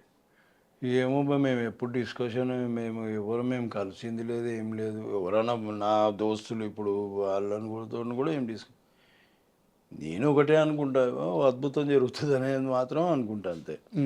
ఇద్దరు ఉన్నారంటే కొద్దిగా ఇలా వెళ్తున్నారు పీరియాడికల్గా, అది అని అదొకటి ఏదో అద్భుతం ఉంటుందని మాత్రం తెలుసు నాకు అంతే. ఏదో అంతకుమించి ఇంకా నాకు వేరే ఏం ఆలోచనలు, డిస్కషన్లు ఏమవుతుంది మా అసలు అట్లాంటి ముచ్చట్లే ఉండవు మా దగ్గర. ఎవరైనా మాట్లాడుకుంటారేమో నాకు తెలియదు, కానీ నేను అసలు దాని జోలికి కూడా పోను, నాకు ఏది తెలియని కూడా తెలియదు. అండ్ త్రిబుల్ లో వాళ్ళిద్దరితో కాంబినేషన్ ఇద్దరితో కాంబినేషన్ అది గుజరాత్లో, అదే పాము కాటేస్తుంది కదా చరణ్ గారికి, అప్పుడు తారకు మేమందరం ఉంటాం. ఆ సీన్లో కాంపిటీషన్ అది అసలు మేము షూటింగ్ చేసినట్టే లేదు. అది చూస్తుంటే సినిమాలో అమ్మా ఈ టైంలోనా మేము కామెడీ చేసింది అనుకుంటాం. అంత పవర్ఫుల్ సీన్లో. అంత పవర్ఫుల్ సీన్లో మేము నవ్వుతున్నాం 2:30కి షార్ట్ ఆపేసి నవ్వుతున్నాం. ఆయననేమో ఈయన నేను నడుము గిలుతాడు, ఈయననేమో ఆయన నడుము గిలుతాడు, మధ్యలో నేను దొరికినా. సార్ ఏమో ఎవరా ఫస్ట్ స్టార్ట్ చేసిందని ఆయన అంటారు. ఏమో నేను చూడలేదు సార్ అని నేనంట. చూసింటా కానీ ఇప్పుడు ఈయనకి చెప్తే నాకు పరిచయం, ఆయనకి చెప్తే మళ్ళీ నాకు పరిచయం. ఎవరు గెలుతారు ఎందుకులే కానీ ఏమో సార్ నేను ఏదో అటు చూసుకుంటున్నా సార్, నాకు తెలియదు చూడలే అంటే ఆయన నవ్వుతుంటే ఆయనకు అర్థమైపోయింటుంది. వీడు చెప్పాడు ఎట్లా ఎవరు చేసిందనేది తెలుసు కానీ చెప్పాడు. ఇప్పుడు మీరు చెప్పండి, ఇద్దరిలో ఎవరు అల్లరి, ఎవరు ఫస్ట్ గెలుతారు? ఫస్ట్ డెఫినెట్గా తారకేనా? తారకు వెళ్ళగా స్టార్ట్ చేసి సైలెంట్ ఉంటాడు. అది కానీ నేను తర్వాత సినిమా అరే ఈ సీన్లో కదా మేము ఇంతగా నవ్వుతున్నాం. అసలు షార్ట్ ఎంతసేపు ఆగిందంటే వన్ మోర్. ఇప్పుడు చరణ్ పాడుకున్నాడు ఇట్లా పడిపోయి ఉంటాడు ఇప్పుడు మొత్తం ఇట్లా ఉంటాడు. ఈడ ఇట్లా అంటే నేను చూస్తుంటా ఇట్లా ఇక ఇదొకటి ఉంటుంది.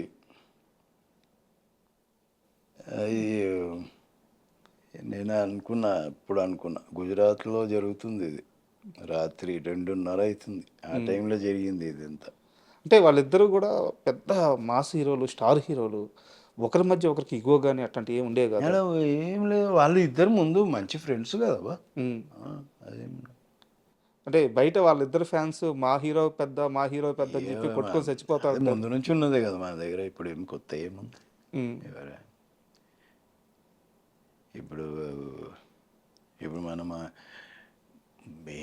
మెయిన్ ఏంటంటే ఏదన్నా ఒకవేళ జనాలు ఆలోచించుంటే ఈ రెండు క్యారెక్టర్లకి ఏది పవర్ఫుల్ ఉంటుందని ఆలోచించారు. ఎవరిని ఎక్కువ చూపిస్తారు, ఎవరిని తక్కువ చూపిస్తారు అనేది. కానీ మొత్తం ఓవరాల్గా ఎంత న్యాయం చేస్తారంటే ఆయన ఇది ఎక్కడ ఇంత తక్కువ కాదు. అవును, ఇప్పుడు అంటారు కదా ఈ కాలు ఇట్లా వచ్చింది, ఆ ఇంటర్వ్యూలో చెప్తారు కదా డ్యాన్స్ అని. సేమ్ అట్లనే ఆ క్యారెక్టర్లు కూడా అట్లనే ఉంటాయి. మీరు రెండు సైమల్టేనియస్గా ఉంటుంది. అవి ఎక్కడ ఒక్కొక్క ఈచ్ అండ్ ఎవరి క్యారెక్టర్ ఇండివిజువాలిటీ వేరే, ఆ బిహేవియర్ వేరే, ఆ భాష వేరే, సో ఆ క్యారెక్టరైజేషన్స్ వేరే తప్ప ఇక్కడ ఏ క్యారెక్టర్ ఇది అయినట్టు ఉండదు. గుజరాత్లో అప్పుడు ఎన్ని రోజులు షెడ్యూల్ ఇస్తారు? అది 5 రోజులు అంతే. గుజరాత్ 5 రోజులు. చరణ్ గారు పక్కనే ఉన్నారు కదా, అంటే చరణ్ గారు ఒక మెగాస్టార్, ఇండస్ట్రీలో ఒక 3 దశాబ్దాలు పైగా ఆ సింహాసనం మీద కూర్చొని శాసిస్తున్న మనిషి. అలాంటి ఒక వ్యక్తి కొడుకు, వారసుడు. ఈయన కూడా అంతే స్థాయిలో తండ్రికి దగ్గర కొడుకు నిరూపించుకున్నాడు. అంత స్థాయిలో ఉన్న వ్యక్తి బిహేవియర్ ఎలా ఉండేది సెట్స్లో? బిహేవియర్ మీరు చరణ్తో ఒకసారి వర్క్ చేసిన, చరణ్తో మాట్లాడిన, మనకి అసలు ఆ ఇదే ఉండదు అసలు. అతను నేను చెప్పలేను కానీ అతనితో వర్క్ చేసిన వాళ్ళు కానీ దాంతో పరిచయం ఉన్న వాళ్ళు కానీ చెప్తారు అది ఏం ఉండదబ్బా. అది ఇంత పెద్ద స్టార్ రేంజ్ ఇది అట్లా ఏమి ఉండదు అసలు. ఉండదబ్బా, మనం అనుకుంటాం అంతే. ఇప్పుడు వీళ్ళందరూ అనుకుంటారు యాయిలేగా ఇప్పుడు ఉన్న ఏ హీరోలైనా అసలు ఆ బిహేవియరే లేదబ్బా ఇక్కడ.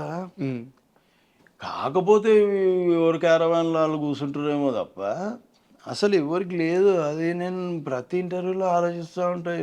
అడిగినప్పుడు అంతా వాళ్ళు ఎట్లుంటారు, వాళ్ళు కూడా నా లెక్కనే ఉంటారు అనలేను నేను. ఇంతే, ఇట్లనే ఉంటారు వాళ్ళు. ప్రతి ఒక్క హీరో అంతే బా, ఒక్కరనే కాదు అందరు అట్లనే ఉన్నారు.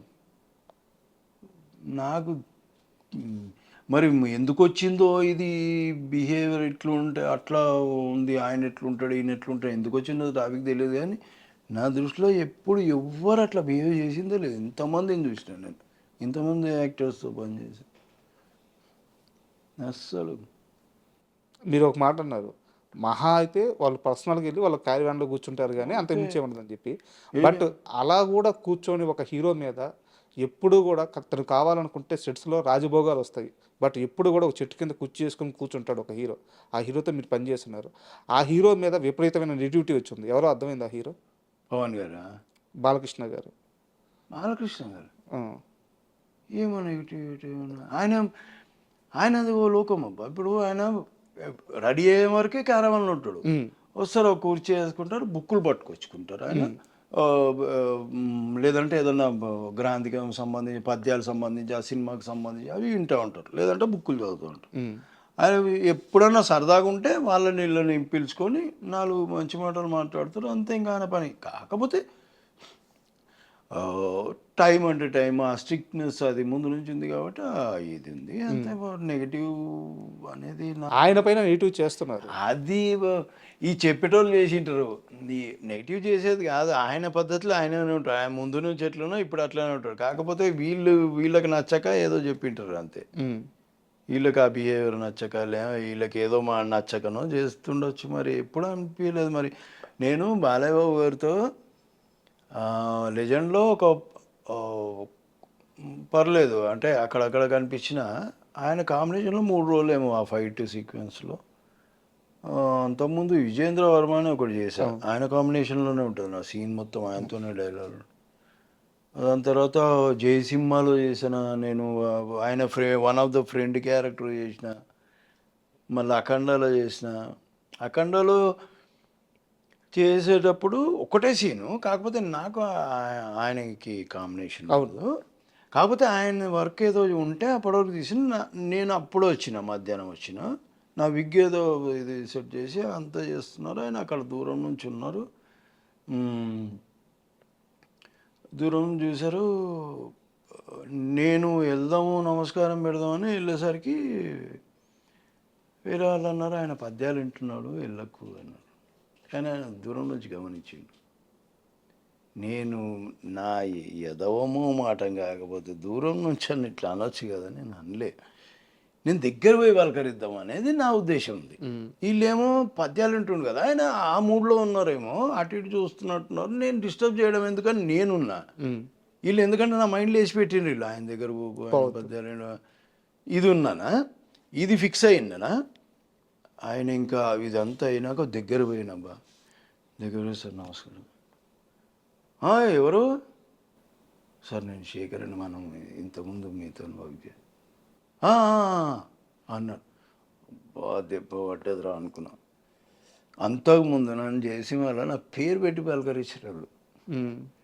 ఏమి శేఖరా ఎటే పోతున్నావు, సిగరెట్ దానికి నేను పక్కన పోతుంటే వాళ్ళు అందరూ ఫ్రెండ్స్ అందరూ ఒక్కోసారి వస్తారు, ఆయన ప్రొడ్యూసర్లు వాళ్ళు వచ్చినప్పుడు బయటనే కూర్చొని ఉంటారు, క్యారన్లో ఎక్కరు, అందరూ బయటనే కూర్చొని ఉంటారు, అందరితో పాటు కూర్చొని ఉంటారు. నేను వెళ్తే అలా పలకరించా, అయ్యా ఇప్పుడు ఏమైంది అయ్యా, ఇది ఎఫెక్టే పడ్డది అనుకున్నా నేను.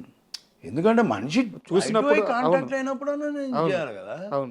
నేను చేయలేదు, నేను ఆ మాటలు వినడం ఎందుకు, నేను ఇది చేసినది అని ఆలోచిస్తున్నా.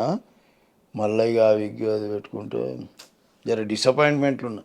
వచ్చి గడ్డము విగ్గు సరి చేసిపోయింది మన అనుకున్నమ్మా అనుకున్నా. అసలు ఆయన సీన్ లేదు అప్పుడు, ఆయన సీన్ లేదు, ఆయన షార్టే లేదు అసలు.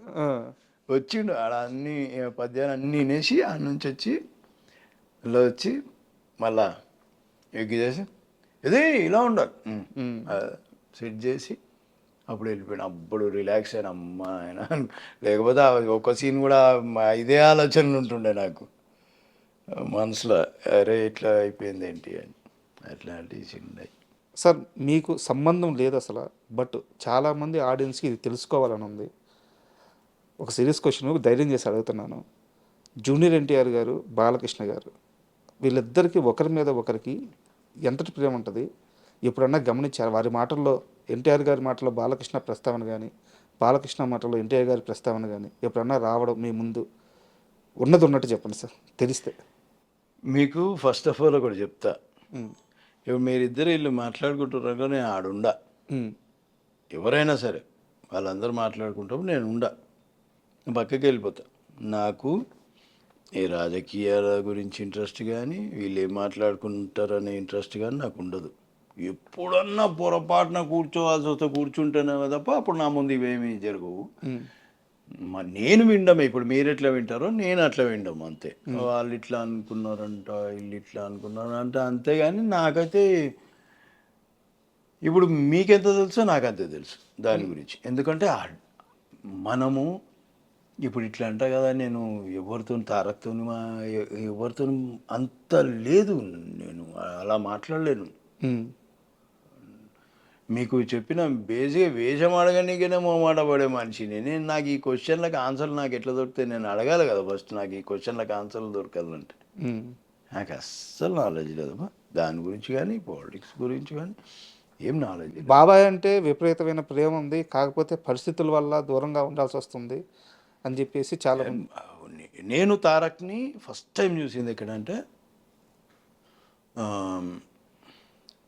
అది ట్యాంక్ బండ్ దగ్గర ఫస్ట్ సినిమా వచ్చింది కదా నిన్ను చూడాలి సినిమా, అక్కడ షూటింగ్ అవుతుంటే అప్పుడు చూసిన. సెకండ్ టైం ఎప్పుడు చూసిన అంటే నేను అక్కడ చూసినా కాబట్టి ఇక్కడ గుర్తు దేవి థియేటర్ దగ్గర నరసింహనాయుడికి చూసిన సెకండ్ షోకి. థియేటర్లో సినిమా చూడడం కోసం ఆడ టికెట్లు వచ్చిన ఆడ ఫ్రెండ్స్తోని ఆడ బైక్ మీద ఉన్నాడు దానికి. అప్పుడు సెకండ్ టైం చూసిన బాబాయ్ సినిమాకి వచ్చాడు.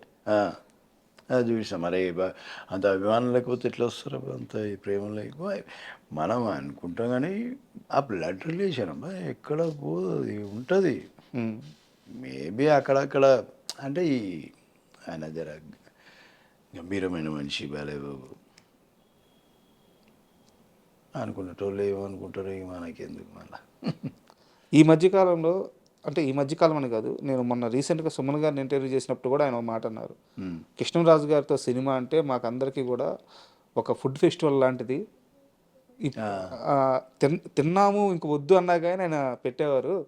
సో ఆయన తర్వాత ప్రభాస్ గారు కూడా అలాగే అందరికీ ఫుడ్ పెట్టడంలో ఆయన మించిన వాళ్ళు లేరు అని చెప్పేసి అన్నారు మరి సుమన్ గారు కూడా. సో ఈ మధ్య మనం చాలామంది వింటున్నాం ప్రభాస్ గారు ఫుడ్ పెడితే అయ్యో బాబాయ్ తినలేక తెచ్చిపోతాం. మొన్న కూడా ఆయన మన మలయాళం హీరో ఆయన కూడా అన్నారు కదా. మీకు అలాంటి ఒక ఎక్స్పీరియన్స్ ఏమైనా ఉందా? నాకు అట్లాంటిది ఏం లేదు.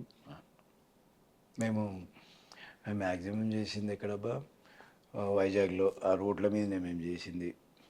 క్యారవాన్ మా క్యారవాన్ మేము రోడ్డు మీదనే ఉండేటోళ్ళము.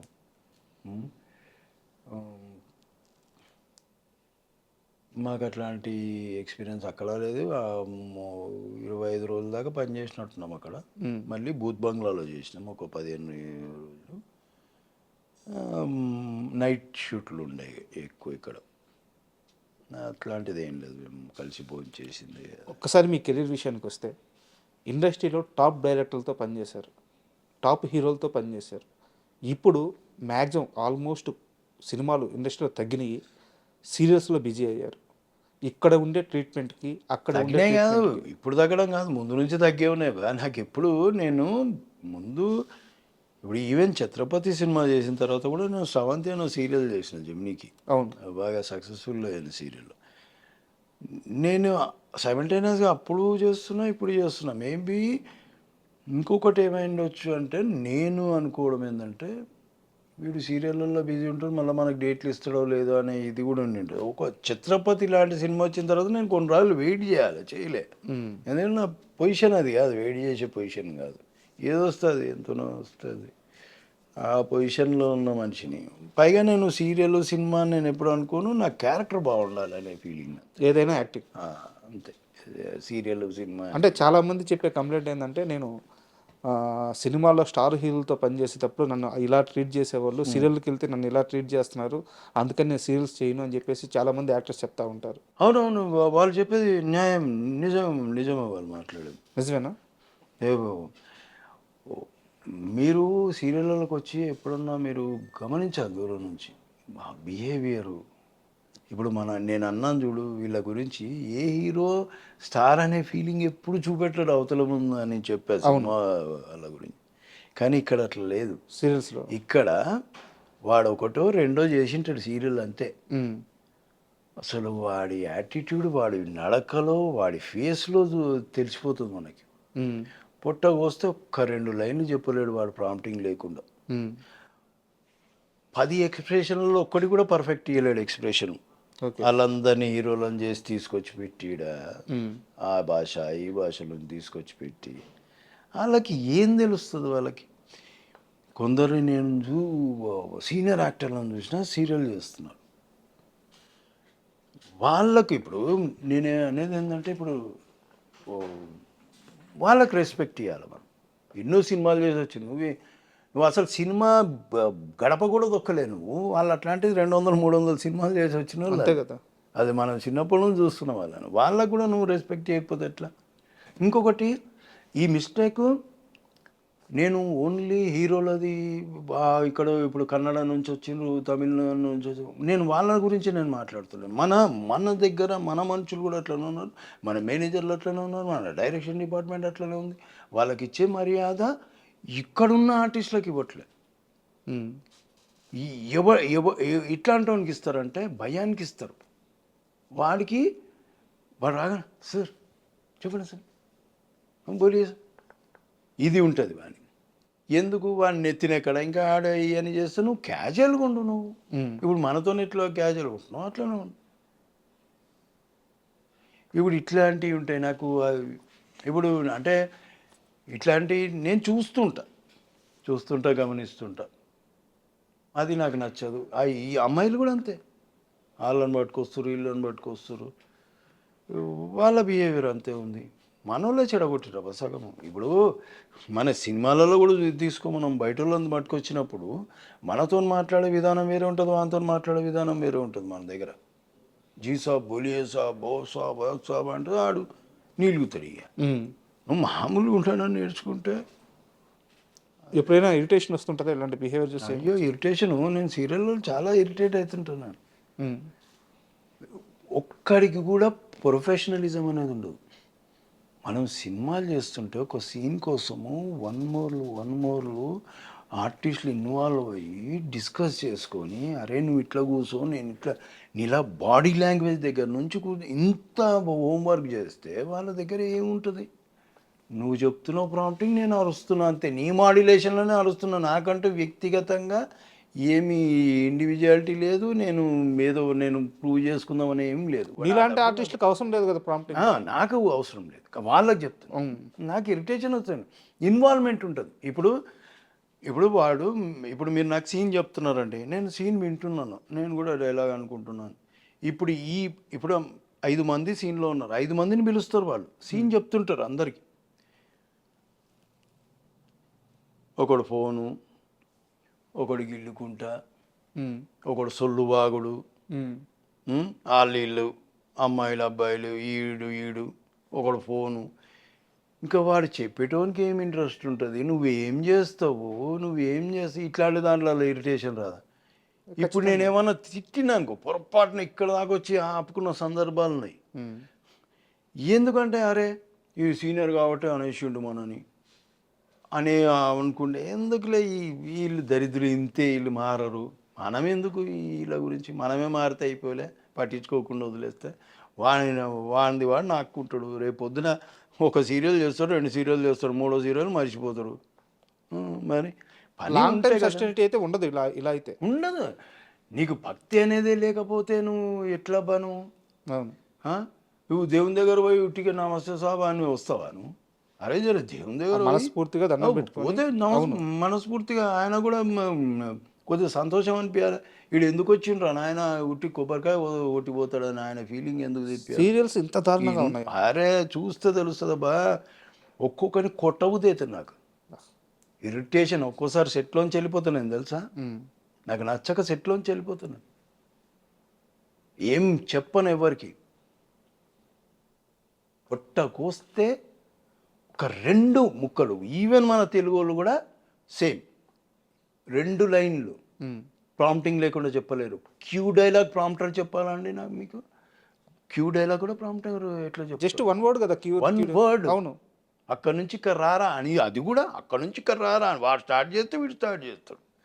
ఇంకేం భక్తి ఉంది, ఏం నేర్చుకుంటా అంటే, నీకు పైసలు వచ్చినాయి సార్, నా పైసలు నాకు వస్తున్నాయి, బస్ కథం, నా స్టైల్ నేను కొడుతున్నా, నా మేకప్ నేను మంచిగా కనిపిస్తున్నానా లేదా స్క్రీన్ మీద, నేను మంచి బట్టలు కట్టుకున్నాను లేదు, ఇది తప్ప భక్తి అనేది లేనేలేదు. మనోళ్ళకి లేదు, బయట వాళ్ళకి లేదు. ఇది చాలా భయంకరమైన నిజాలు. సీరియళ్ళల్లో ఉన్న అసంతృప్తి ఏదైనా ఇట్లాంటి మీరు చూస్తే తెలుస్తుంది. ఇప్పుడు నేను చెప్తే కాదు, చూస్తే మేబీ నాకంటే ఎక్కువ నోటీస్ చేయొచ్చు మీరు.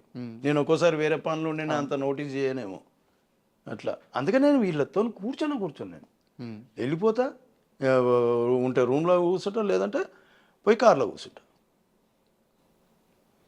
ఇట్లాంటివి ఉన్నాయి. సీరియల్స్ ప్రస్తావన వచ్చింది కాబట్టి ఒక క్వశ్చను, కీర్తి భట్ మీ కూతురు, అవునవును, ఇప్పుడు ఎలా ఉంది రిలేషన్? ఇప్పుడు నాకు ఆమె ఫోన్ చేయక చాలా రోజులైంది. మొన్న మధ్యలో నాకు చిత్రమందిర్‌లో కలిసింది. ఓ 2, 3 రోజులు పక్కా సెట్‌లో ఆమెది నేను మాట్లాడుకున్నాం. మాట్లాడుకొని ఆహ్, ఇంతే దాని తర్వాత మళ్ళీ ఏదో ఇంక తర్వాత నుంచి ఇంక ఫోన్‌లేం లేవు. నేను అప్పుడే ఏదో ఇంటర్వ్యూ వచ్చింది. ఏదో నేనేదో నెగెటివ్‌గా చెప్పినా నేను ఆ పిల్ల గురించని ఏదో క్వెషన్ చేసింది. లేదమ్మా నేను ఒకసారి ఫోన్ చేసి ఇంటా అడిగిందా? ఇంటర్వ్యూ అని ఫోన్ చేసింది. ఆ. చూస్తా అంటే అందులో ఏం తప్పు లేదు. నేను వేరే వానికి ఇందులో ఏమన్నా తప్పుగా నేను కీర్తి గురించి చెప్పినట్టు అనిపిస్తుందా రా నీకంటే, అసలు ఏముంది నువ్వు ఏం మాట్లాడినావు. ఉమ్. దానివల్ల ఏదో మరి ఆ పిల్ల తనకు మరి ఎందుకట్టేందో తెలీదు కొద్దిగా బాధపడ్డట. సరే ఒకసారి మాట్లాడినాం, 2 సార్లు మాట్లాడినాం. తర్వాత నేను మాట్లాడలేదు.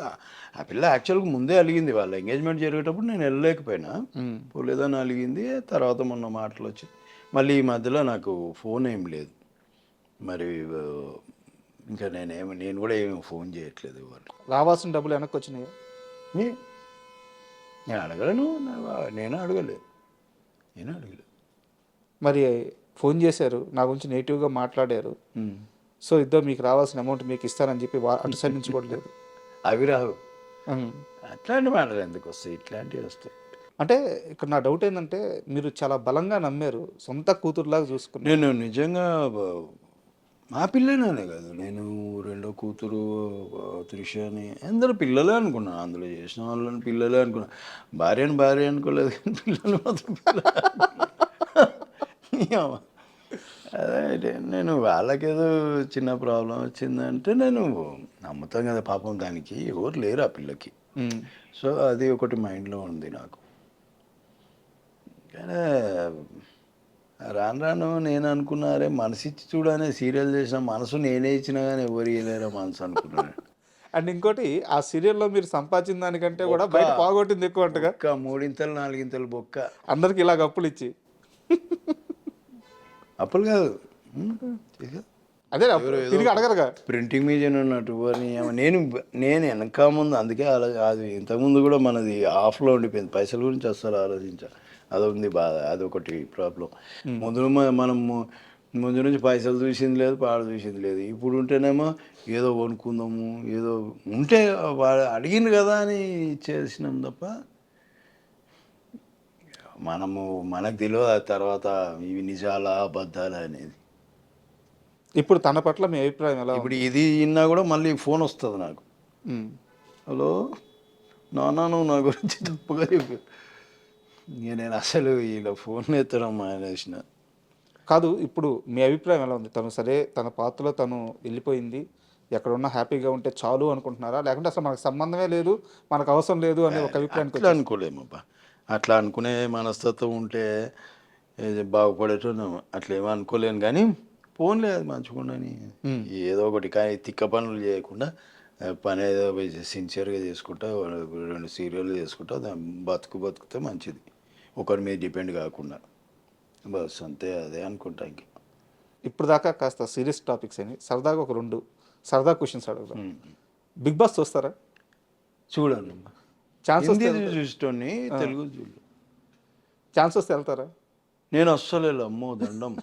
బిగ్ బాస్ అనే దానికి అసలు దరిదాపులో కూడా ఏంది అంటే ప్రాబ్లం ఏంటి? అన్న నేను పోతే 1-2 రోజులలో బయటకు వచ్చేస్తా. ఎందుకంటే అలా ఊగే అట్లా ఇంత బుర్ర పెట్టలేను నేను. తెలివితేటలు అంతా ఉపయోగించలేను. ఇట్లా ఉండాలి, అట్లా ఉండాలి, అట్లా ఉండాలి. నాకు ఎట్లుంటే అట్లా ఉంటా. ఎట్లా మాట్లాడాలనిపిస్తే అట్లా మాట్లాడతా.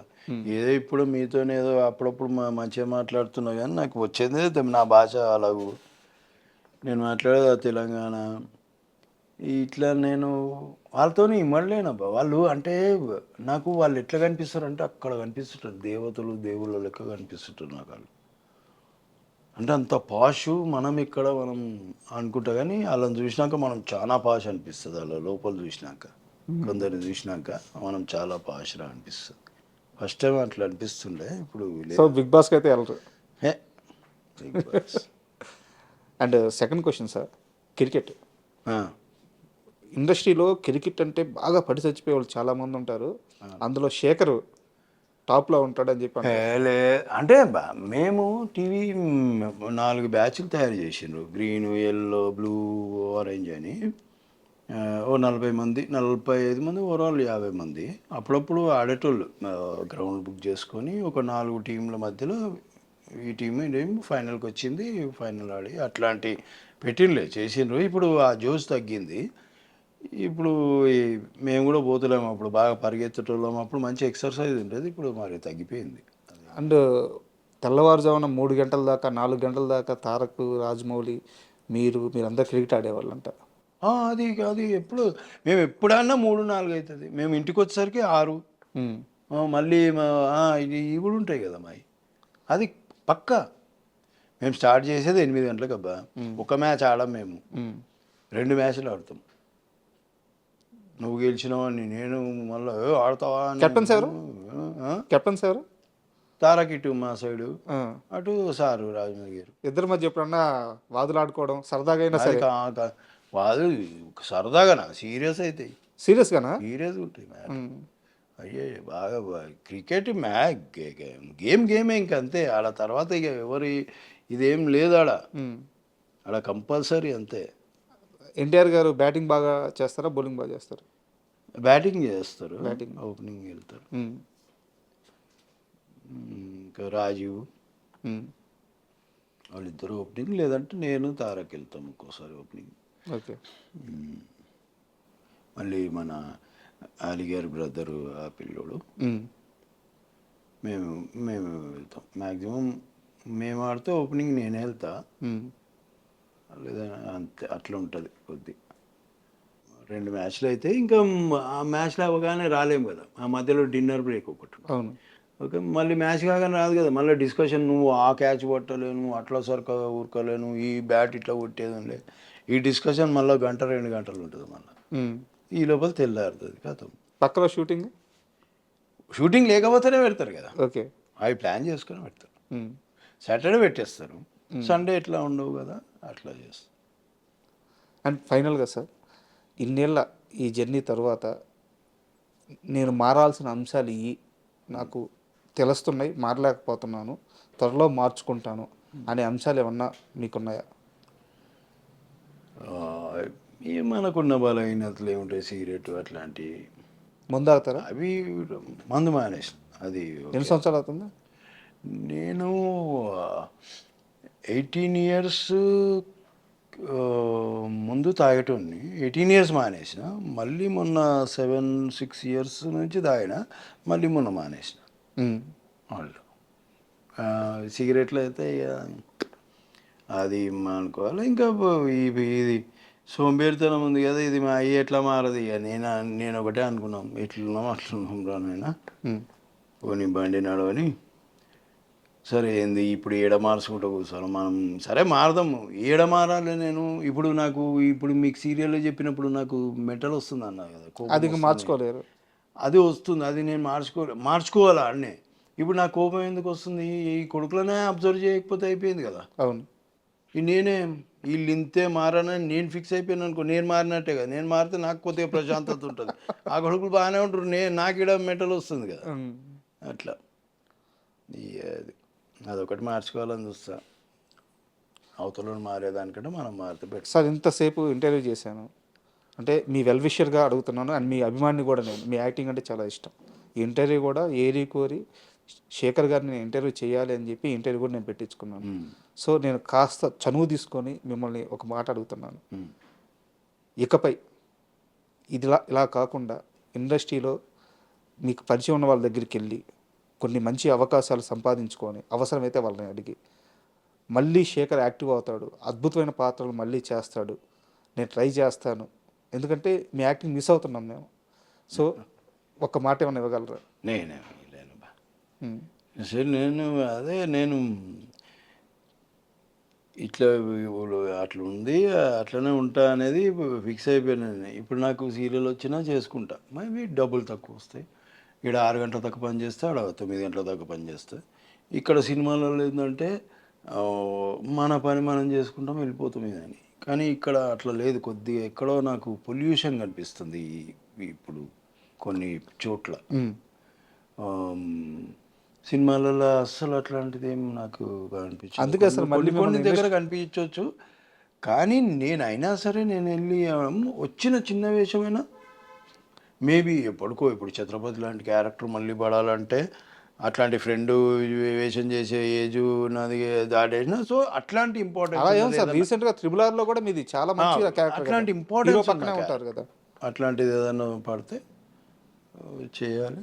సార్ నాకు ఒక కాల్ క్లియర్ చేయండి. శేఖర్ సినిమాలు చేయడానికి రెడీగానే ఉన్నాడు, సీరియల్స్ వల్ల ఏం బిజీ అయ్యి సినిమా అవకాశాలు వద్దు అనట్లేదు, మీరే నన్ను అప్రోచ్ అవ్వట్లేదు, ఇది కరెక్టా? నేను రెడీగానే ఉన్నా. నాకు నేనే చెప్పినా కదా, ఏ పని వచ్చినా చేయాలి, అది మన మన ధర్మం, అది మన ప్రొఫెషన్ కదా. నేను అది ఇదేనేమి ఇది లేదు. కాకపోతే సినిమాలలో ఏమైందంటే ఈ యాక్షన్ పరిగెత్తడాలు, ఈ రోప్ వర్క్లు ఇవి ఉంటాయి ఫైట్, సో అవి నేను ఫస్ట్ ఇవే అడుగుతున్నా. ఇవి ఉంటే కొద్దిగా ప్రాబ్లం, ఎందుకంటే నేను కొద్దిగా నేను ఒకసారి పడి ఫిల్మ్ సిటీలో కొద్దిగా ప్రాబ్లం వచ్చేసింది నాకు. సో అవి మళ్ళీ చేయలేను. ఒకవేళ నేను పరిగెడతా చేస్తా, కానీ 1 మోర్లు కాకుండా ఉంటాయి అవి కష్టం. అది అంటారు 1 మోర్లు కాకుండా ఉండవు. సో అట్లాంటి దానివల్ల కొద్దిగా నేను కూడా ఏదైనా మంచి క్యారెక్టర్ ఉంది ఊటి ఇట్లాంటివి లేవంటే చేస్తా, అట్లాంటివి చేస్తున్నా. అది అడుగుతున్నా ముందు. అట్లా కొన్ని వస్తాయి, కొన్ని పోతాయి. దీంట్లో కూడా ఏదో ఉండే మన సన్నీ డియోల్ది, మల్లేని గోపిచంద్ గారిది కూడా, ఆయన కూడా పాపం ఎప్పుడు సినిమా తీసినా ఏదో ఒక వేషం చెప్పడానికి ట్రై చేస్తాడు. అందులో కూడా ఏదో చెప్పాను, కానీ కొద్దిగా నాకు ప్రొడక్షన్ వైజ్ నాకు వర్కౌట్ కాలేదు పేమెంట్. ముందు నేను అడిగినా వాళ్ళు అట్లా వేయమన్నారు, సరే నేను చేయను అని చెప్పిన, అదొకటి. సరే ఏదో వదులుకున్నా అట్లా. ఇంటర్వ్యూ క్లోజ్ చేసే ముందు లాస్ట్ క్వశ్చన్ సార్, ఫైనాన్షియల్గా చంద్రశేఖర్ ఎలాంటి పొజిషన్లో ఉన్నారు? కంఫర్ట్గా ఉన్నారా? ఆర్థిక ఇబ్బందులు ఉన్నాయా? లేదు, కంఫర్ట్గానే ఉన్నాను. నాకు అంటే ఎవరిని అడగకుండా బాగా. అంటే మీ పిల్లల వాళ్ళ ఖర్చులు కానీ వాళ్ళందరూ బాగున్నారు. వాళ్ళ మమ్మీ జాబ్ చేస్తుంది యూఎస్లో, నా కూతురు జాబ్ చేస్తుంది, వాళ్ళు హ్యాపీగా ఉన్నారు. మీ దగ్గరికి ఎప్పుడు వస్తారు? బాగున్నారు. మీ దగ్గరికి ఎప్పుడు వస్తారు వాళ్ళు? ఎప్పుడన్నా వాడు వస్తాడు, ఆమె యూఎస్లో ఉంటుంది కాబట్టి ఆమె సేమ్ నా టైప్ బాగా మొమ్మంటాం, వాడు కూడా మొమ్మంటాం, కానీ వాడికి కొద్దిగా నేనంటే. ఇప్పుడు ఎంత ఏజ్ బాబు ఏజ్? ఉంటాడు 25 దాకా ఉంటాడు. పక్కగా ఉంటాడు.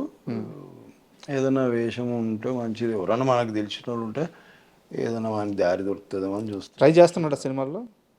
ట్రై ఏం చేయట్లే. వాడు ముంబైలో ట్రైనింగ్కి వెళ్ళి వచ్చిండు, ఇక్కడ ఏం వేషం పడలేదు. అంటే కొద్దిగా వాడు ఏదైనా మనమే మంచిది ఏదైనా ఉంటే ఎవరన్నా ఇవ్వగలిగితే ట్రై చేస్తున్నాం, చెప్తా వాళ్ళకి. ఎట్లా కొడుకు కోసమైనా ఇక మీరు మారాలైతే? మారేది ఏమి ఉండదు, లేవు మారేది ఏమి ఉండదు. మారేది ఏముంటుందబ్బా? ఇప్పుడు నేనేమో ఎవరికన్నా అన్యాయం చేసి దారుణాలు చేస్తుంటే లేదు, ఏం చేస్తలేను, నా మాన అనేది నేను ఉంటున్నా. ఇవి లేవు హుషారు లెక్కలు ఇవన్నీ.